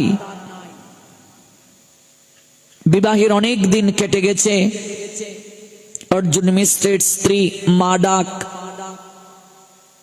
তিনি শ্রবণ করতে পারেন নাই। হৃদয়ে তার একটু দুঃখ আছে। অর্জুন মিশ্র তিনিও বাবা হতে পারেননি। সংসারটা দারিদ্র সীমার নিচে, ভিক্ষা করি তাদের জীবন জীবিকা নির্বাহ করতে হয়। কিন্তু অর্জুন মিশ্রের একটা নেশা আছে। এই জগতে মানুষ কত নেশা করে, কেউ সিগারেটের নেশা করে, কেউ মদ খেয়ে নেশা করে, কেউ ইয়াবা সেবন করে নেশা করে। কত নেশা জগতে আছে। কেউ আছে মেয়ে পটানোর নেশা, অভাব নাই নেশা, চারিদিকে কেবল নেশার নেশা। যার কারণে আমাদের হাসন রাজা গান গেয়েছিলেন, নেশা লাগিল রে বাঁকা দুই নয়নে নেশা লাগিল রে। হাসন রাজা পিয়ারির প্রেমে মজিল রে। এরকম কত পিয়ারির নেশায় কত পেয়ার জীবনকে উৎসর্গ করে দিয়েছে। কত নেশা। কেউ কেউ আবার সন্তানের প্রতি নেশা, সন্তানকে চোখের আড়াল করতে চায় না। অভাব নাই। জগতে এক একজন এক এক নেশায় কবলিত। কেউ ধনের নেশায়, কেউ রূপের নেশায়, কেউ আবার মোবাইলের নেশা, কেউ আবার পাবজি গেমের নেশা। অভাব নাই নেশা। কেউ আবার কন্টেন্ট করার নেশা, এই তো কন্টেন্ট করে, পেট্রোল দিয়ে কন্টেন্ট করে ওর সারা শরীর দগ্ধ হয়ে এবার শ্বশুর বাড়ি হাসপাতালে আছেন। অভাব নাই। চারিদিকে কেবল নেশা চলছে। কিন্তু অর্জুন মিশ্রের যে নেশা, এই নেশা অন্য কোনো নেশা নয়। এই নেশাটা হলো তার গীতার প্রতি খুবই নেশা। অবসরে তিনি সর্বদা গীতা পড়েন। 1 অধ্যায় গীতা পাঠ না করে তিনি আহার পর্যন্ত গ্রহণ করেন না। গীতাই তার একমাত্র সঙ্গী। মনের দুঃখ, হৃদয়ের দুঃখ চলে যায় তিনি যখন গীতা পড়েন, তিনি যখন গীতা পাঠ করেন, তখন তার চোখের সামনে একটা রথ ভেসে ওঠে। গীতাটা যখন তিনি জড়িয়ে ধরেন, মনে হয় যেন ভগবানেরই পরশ পাচ্ছেন তিনি। গীতায় যখন এক একটা শ্লোক উচ্চারণ করেন, তখন তার চোখের সামনে ভেসে ওঠে একটা রথ, একটা বিশাল মাঠ, মাঠের মাঝে একটা বট গাছের নিচে একটা রথ, রথের উপরে আছেন শ্রী গোবিন্দ, আর অর্জুন করজোড়ে শ্রবণ করছেন। এরকম একটা ছবি তার চোখের সামনে ভেসে ওঠে। আমাদের কি কখনো এমন হয় গীতা পড়তে গিয়ে? আমরা কি কখনো এমন অনুভব করি গোবিন্দ কথাটা কি বললেন? 3 দিন যাবত বৃষ্টি অজুর ধারায় নীলাচলে, ঘর থেকে বের হওয়ার কোনো উপায় নাই।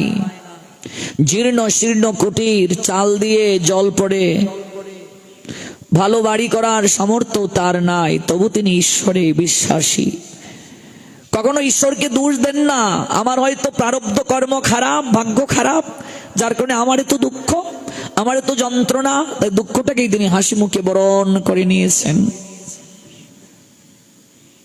তিনি ভাবছেন 3 দিন যেহেতু ঘর থেকে বের হতে পারছি না, ভিক্ষায়ও যেতে পারছি না, ভগবান হয়তো কৃপাই করেছেন এই 3টা দিন কায় মনোবাক্যে গীতা পাঠ করি। 3টা দিন অবসরে তো আছি, একটু গীতা পাঠ করি, ভালো করে একটু গীতাটা পাঠ করি।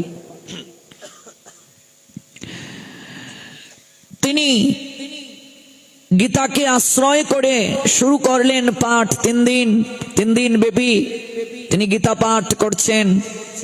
প্রবল বর্ষণ, ওই বর্ষণ যেন থামছেই না গো, প্রবল বর্ষণ। তার স্ত্রী এসে বলছে, ওগো ঘরে যা আছে তা তো শেষ, এদিকে বৃষ্টিও থামছে না, আর তুমি ওই যে গীতা নিয়ে বসলে, আর কোনো তোমার কাজ নাই, সংসার কি করে চলবে? কি পাও এই গীতার মাঝে? সংসার করলে তো সংসারের চাহিদা মেটাতে হয়, চাল ডাল সবজি প্রয়োজন, বেঁচে থাকার জন্য অবলম্বন প্রয়োজন, মৌলিক চাহিদা, অন্ন বস্ত্র শিক্ষা বাসস্থান স্বাস্থ্য, এগুলো দরকার আছে। হ্যাঁ, তুমি ভিক্ষাতেও যাও না, ঘরে যে এক মুঠো চালও নেই গো, কি রান্না করব, আর কদিন অনাহারে থাকবো? অর্জুন মিশ্র তখন একাগ্র চিত্তে 9ম অধ্যায়টা পড়ছেন, রাজবিদ্যা রাজগুচ্ছ যোগ। সেখানে তিনি একটা শ্লোক পড়ছেন, অনন্য চিন্তয়ন্ত মাম ইয়া জনা পর্যুপাসতে তেসাম নিত্য অভিযুক্তানাম যুগস্ক্ষমম বহম মহম। 9ম অধ্যায় শ্লোক সংখ্যা 12।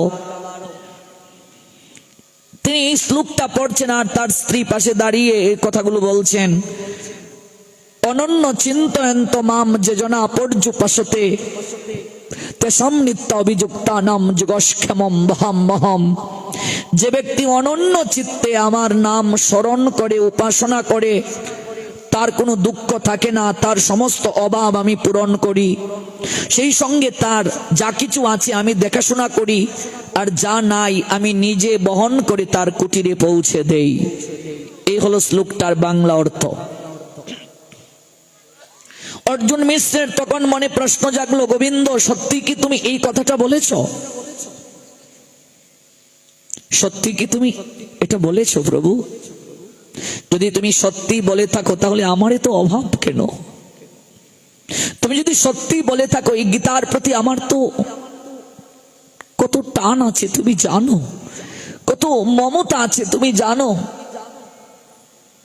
তাহলে যা কিছু আছে তুমি দেখাশোনা করে রাখো, যা নেই তুমি বহন করে কুটিরে পৌঁছে দিয়ে আসো। তাহলে 3 দিন যাবত আমি ভিক্ষায় যেতে পারছি না, গড়ে আহার কিছু নেই।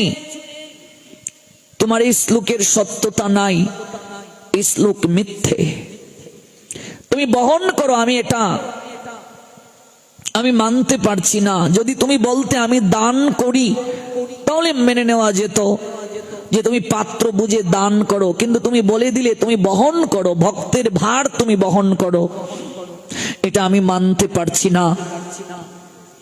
দিন রাত কৃষ্ণ চিন্তায় আমি ডুবে থাকি, এই বাক্যের সত্যতা কোথায়? ভগবানের প্রতি খুব অভিমান তার হৃদয়ে এলো। তিনি মনে মনে ভগবানকে উদ্দেশ্য করে বলতে থাকলেন, এসব মিথ্যে বলার কি দরকারটা ছিল তোমার? আমি তো সারা জীবন ধরে একমাত্র তোমাকেই অবলম্বন করে আছি, তোমাকে ছাড়া আমি তো আর কাউকে চিনি না জানি না, তথাপি সারা জীবন দুঃখের ভার বহন করে আমাকে বেড়াতে হচ্ছে। আমার গৃহের আচ্ছাদনে শত শত ছিদ্র, সামান্য বৃষ্টিতেও ঘরের মধ্যে জল পড়ে, অনশন অর্দাসনে জীর্ণ শীর্ণ দেহ, অথচ মুখে তোমার বড় বড় কথা যে তোমার ভজনা করে তাকে অপ্রাপ্য বস্তু তুমি সংগ্রহ করে দাও। তোমার কথার এই সত্য কোথায়? কোনো প্রমাণ নেই। আমি বিশ্বাস করি না তোমার এই কথার। তোমার একটুও দয়া নাই, তুমি নির্দয়। কে বলে তুমি দয়ার সিন্ধু? কে বলে তুমি পতিতের বন্ধু? কে বলে তুমি কৃপা সিন্ধু, দীননাথ দীনবন্ধু? আমি মানি না। এই বলে দুয়ারটা হাতে নিয়ে, তৎকালীন সময়ে তো এরকম পুস্তক আকারে গীতা ছিল না, ছিল পুঁথি আকারে। ওই পুঁথির মাঝে ওই যে বহাম মহম, এটাকে বাংলে পাওয়া যায় বহামি অহম, ওই জায়গাটা তিনি কেটে দিলেন, দুয়াত কলম দিয়ে কেটে দিলেন।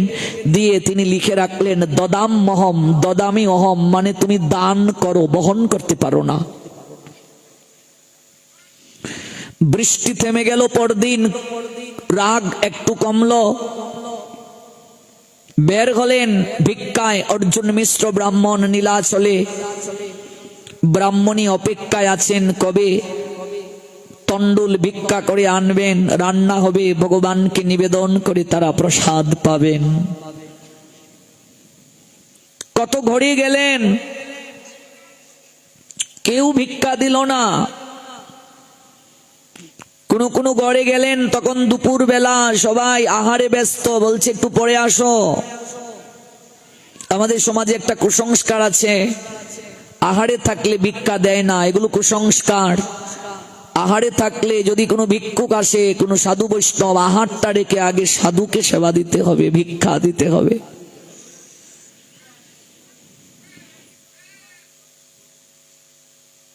তাই ক্লান্ত হয়ে একটা গাছের নিচে তিনি বসে আছেন।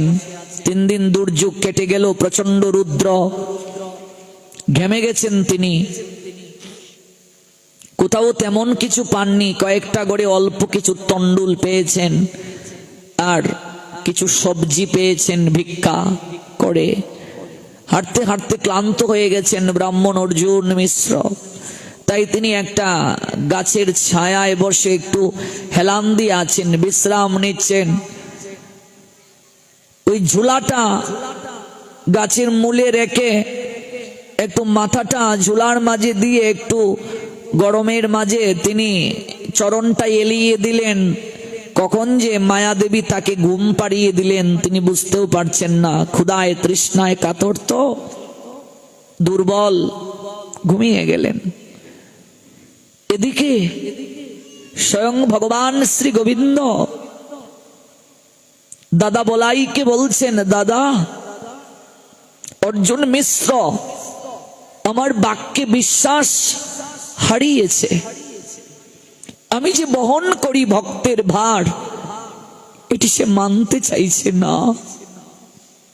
চলো দাদা, আজকে অর্জুন মিশ্রকে কেন্দ্র করে জগতের সবাইকে ওই দৃষ্টান্ত স্থাপন করিয়ে দেখাবো।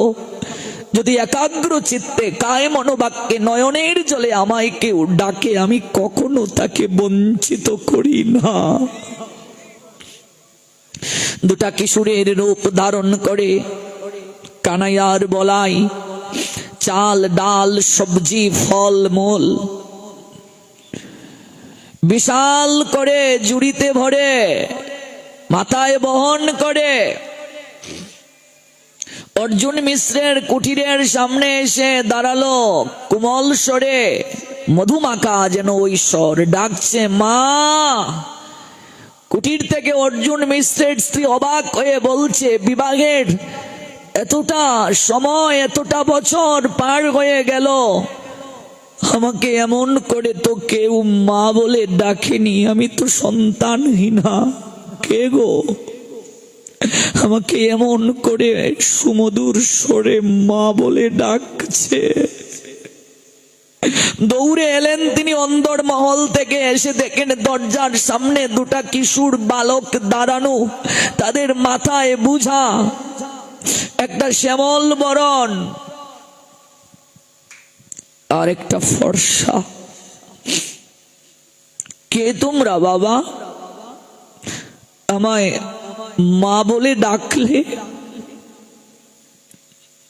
আমরা দুই ভাই, রাজার বাড়িতে আমরা কাজ করি। আপনার স্বামী ওই রাজার বাড়িতে ভিক্ষা করতে গিয়েছিল। মহারাজ আপনার স্বামীর কথায় সন্তুষ্ট হয়ে ধর্ম বাক্য শ্রবণ করে চাল ডাল সবজি ফল মূল উপহার দিলেন। আমরা তাই নিজের মাথায় বহন করে নিয়ে এসেছি আপনার গৃহে। ওমা কৃপা করে গ্রহণ করুন।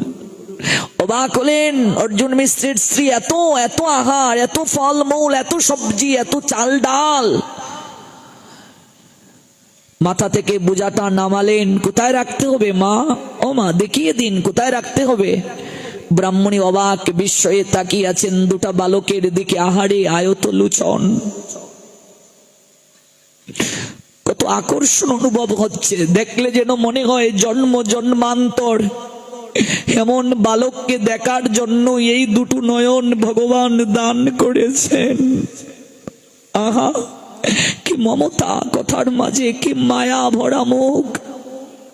ব্রাহ্মণী বলছেন বাবা, জীবনে কারো মুখ থেকে আমি মা ডাক শুনিনি। এই প্রথম তোমরা আমায় মা বলে ডাকলে। একটু অপেক্ষা করো বাবা, আমি একটু রসুই করব। রান্না করে প্রবেশ করে আমি শীঘ্র রান্না করে এক সিদ্ধ করে ভগবানকে দিয়ে তোমাদেরকে একটু প্রসাদ পাইয়ে দেব। মা বলে ডেকেছ সন্তানকে, না খাইয়ে শূন্য মুখে তো কুটির থেকে বিদায় দিতে পারি না। সনাতনীদের যে একটা রেওয়াজ আছে গো, শূন্য মুখে অতিথি বিদায় দিলে লক্ষ্মী হারা হতে হয়। ও বাবা, দুটা বালক বলে উঠলো মা আমরা তো খেতে পারবো না। কেন বাবা? আমাদের এই বুকের মাঝে প্রচন্ড ব্যথা। বলছো কি? গলবস্ত্রটা সরিয়ে দেখালেন। এই দেখো ও মা, এই দেখো বুকে প্রচন্ড ব্যথা, আচর রক্ত ঝরছে। উমা এটা কি করে হলো? কে তোমাদের বুকে এমন করে আঘাত করলো, কেটে রক্ত পড়ছে?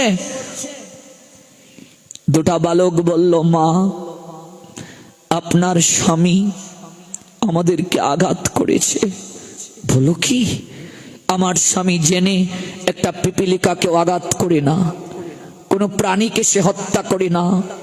সে দরিদ্র হতে পারে, আমি এত বছর যাবৎ তার সংসার করি, তার নীতি আমি জানি। আমার স্বামী এরকম অবুঝ দুটা বালককে, এত কোমল যাদের চেহারা, মারতে পারে এটা আমি ভাবতে পারছি না। কেন মারলো? আমরা বলেছিলাম আমরা এত দ্রব্যাদি বহন করতে পারবো না, তাই বেদম মারলেন। বুকটা কেটে রক্ত ঝরছে, তাই আজ আর খেতে পারবো না মা, অন্য একদিন আসবো। মা বলে ডেকেছি আসবো, অবশ্যই আহার করে যাব। এবার বিদায় দাও, যাই মা। অর্জুন মিশ্রের স্ত্রী কোনো কথা বলতে পারলেন না, তাকিয়ে রইলেন। যতদূর চোখ যায় ছেলেগুলোর দিকে তাকিয়ে রইলেন। মনটা যেন আজ বেকুল হয়ে গেছে। আহা কে গো তোমরা? কার মায়ের সন্তান গো? রান্না করে ভগবানকে ভোগ নিবেদন করে অপেক্ষা করছেন। বহুক্ষণ পরে ব্রাহ্মণের চোখে ঘুম সরল। আহা বেলা যে পড়ে গেল, আমি ভিক্ষা থেকে যাব, তারপর রান্না হবে, আমি যে ঘুমিয়ে গেলাম। শীঘ্র করে চললেন, আঙ্গিনায় গিয়ে দাঁড়ালেন। ডাকছেন স্ত্রীকে, কোথায় গো? তুমি এত দেরি করলে কেন? আমি যে কখন রান্না বান্না করে ভোগ নিবেদন করে তোমার জন্য অপেক্ষা করে আছি।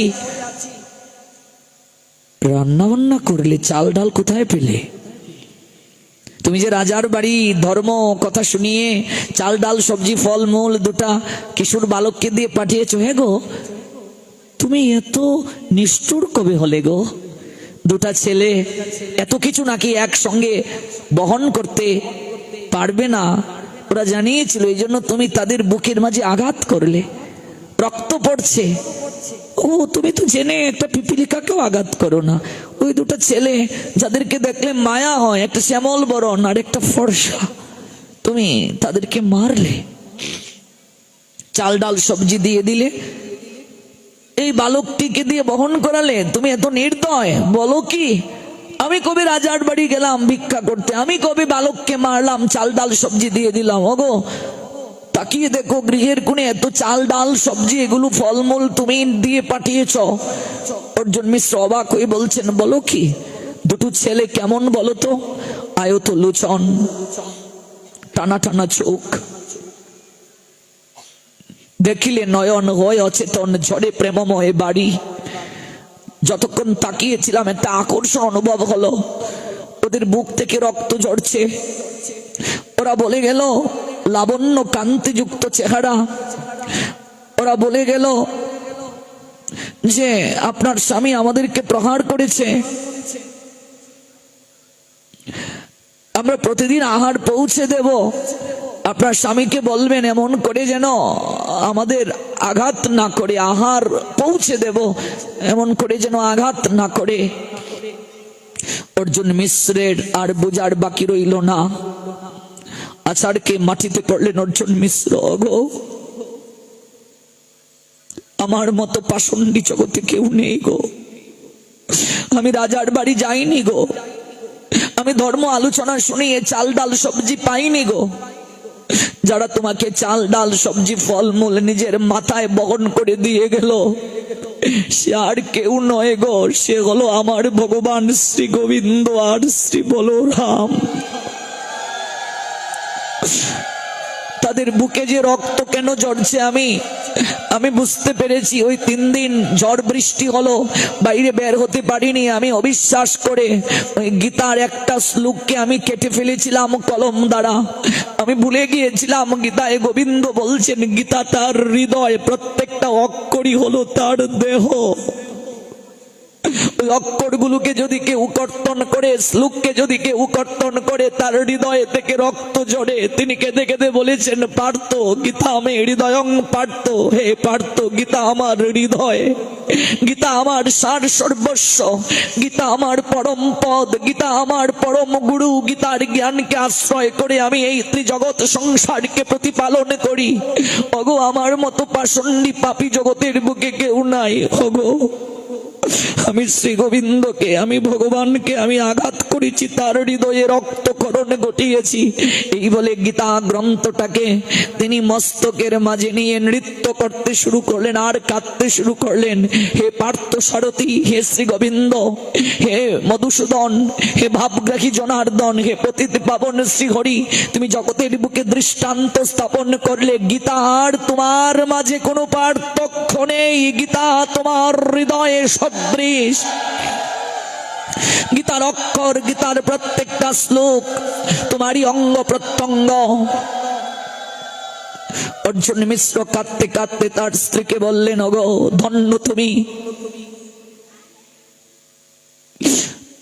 আমি প্রতিদিন গীতা পাঠ করি, নয়নের নীরে ভাসি, কিন্তু আমার এই সৌভাগ্য হয়নি ভগবানকে দর্শন করার। ওগো, তুমি কত সৌভাগ্যবতী, তুমি নিজের এই দুটো চোখে ভগবানকে দর্শন করতে পেরেছ। সারাটা জীবন আমি প্রতিদিন গীতা পাঠ করেও আমি ভগবানকে পাইনি, কারণ গীতা বাক্যে আমার অবিশ্বাস এসে গিয়েছিল, যার কারণে ভগবান আমাকে দর্শন দেননি, আমি পেলাম না। কিন্তু তুমি এই কৃপা পেয়ে গেলে। ওগো, তুমি শুধু আমার স্ত্রী নয়, ভজন সঙ্গিনী। বিবাহের এত বছর হয়ে গেল, সন্তান হয়নি বলেও তোমার জীবনে কোনো হাহাকার ছিল না। ওগো, তুমি যে দুটো নয়ন দ্বারা গোবিন্দ দর্শন করলে, ওই দুটো নয়নের দিকে আমি একটু তাকাতে চাই। ধন্য সেই নয়ন, যে নয়ন দ্বারা কৃষ্ণ দর্শন হয়। ওগো, আমি তোমায় একটা প্রণাম নিবেদন করি, তুমি একটিবার আমার বুকে এসে একবার প্রেমালিঙ্গন প্রদান করো। ধন্য তুমি, ধন্য, তোমার ভগবান দর্শন হলো। সখীরে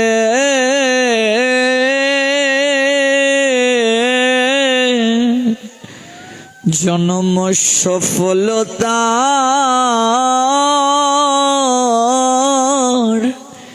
কৃষ্ণ দর্শন যার ভাগ্যে হইয়াছে একবার। ও সখী রে, ধন্য তুমি, এই দুটো নয়ন দ্বারা তোমার কৃষ্ণ দর্শন হলো। সখী জন্ম সফলতা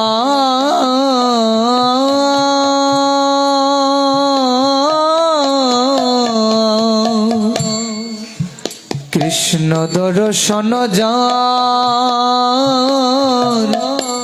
সখীর ভাগ্যে হয়েছে একবার। সখীরে আমার ভাগ্যে হলো না রে, সখীরে আমার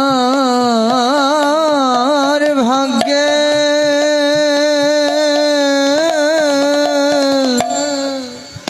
ভাগ্যে হলো না রে, সখীরে আমার ভাগ্যে ভাগ্যে হলো না রে, সখীরে আমার ভাগ্যে গৌর প্রেমানন্দে ভাগ্যে হলো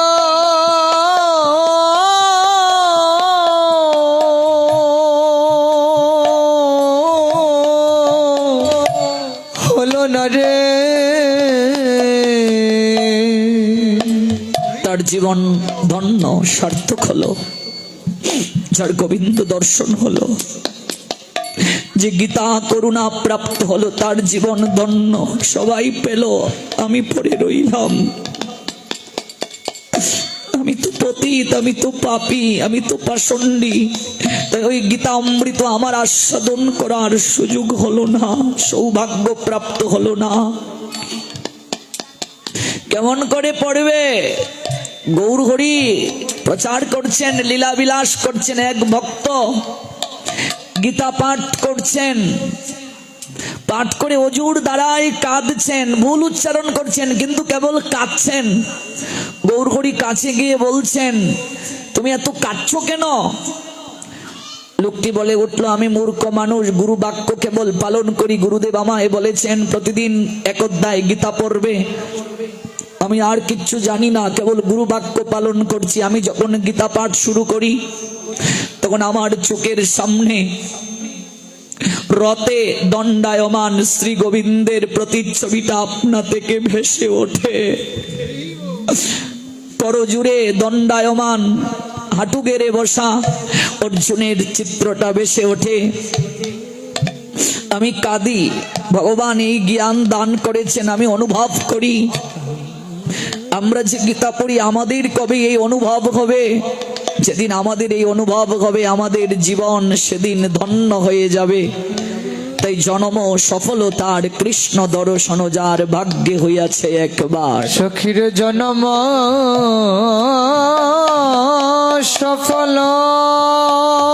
সফলতা গৌর প্রেমানন্দে সখীর কৃষ্ণ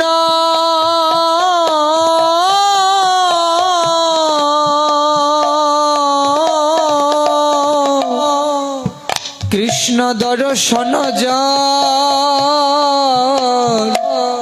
সখীর ভাগ্যে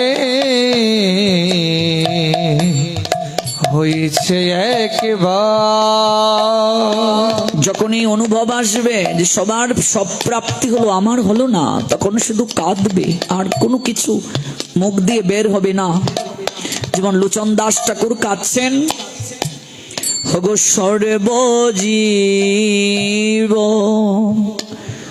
অগো হইল পার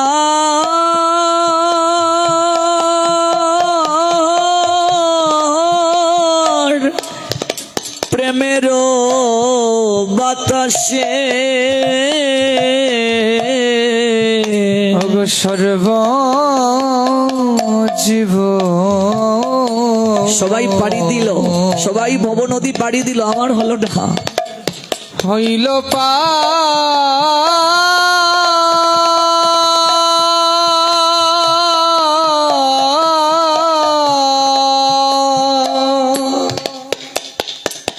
হরি হে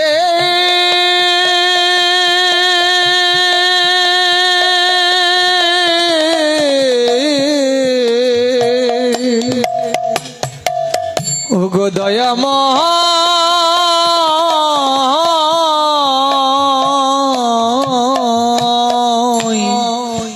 সর্বজীব হইল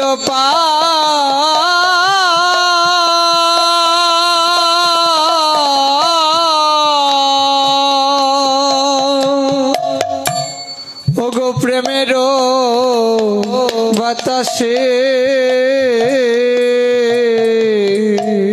ওগো পড়িয়া রহিল লোচন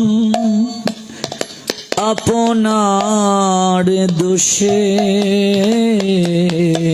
অগ পরিয়া রহিল লোচন আপনার দোষে। ওগো পড়িয়া রহিল লোচন লোচন আপনার দোষে। কেবল পরিয়া রহিল লোচন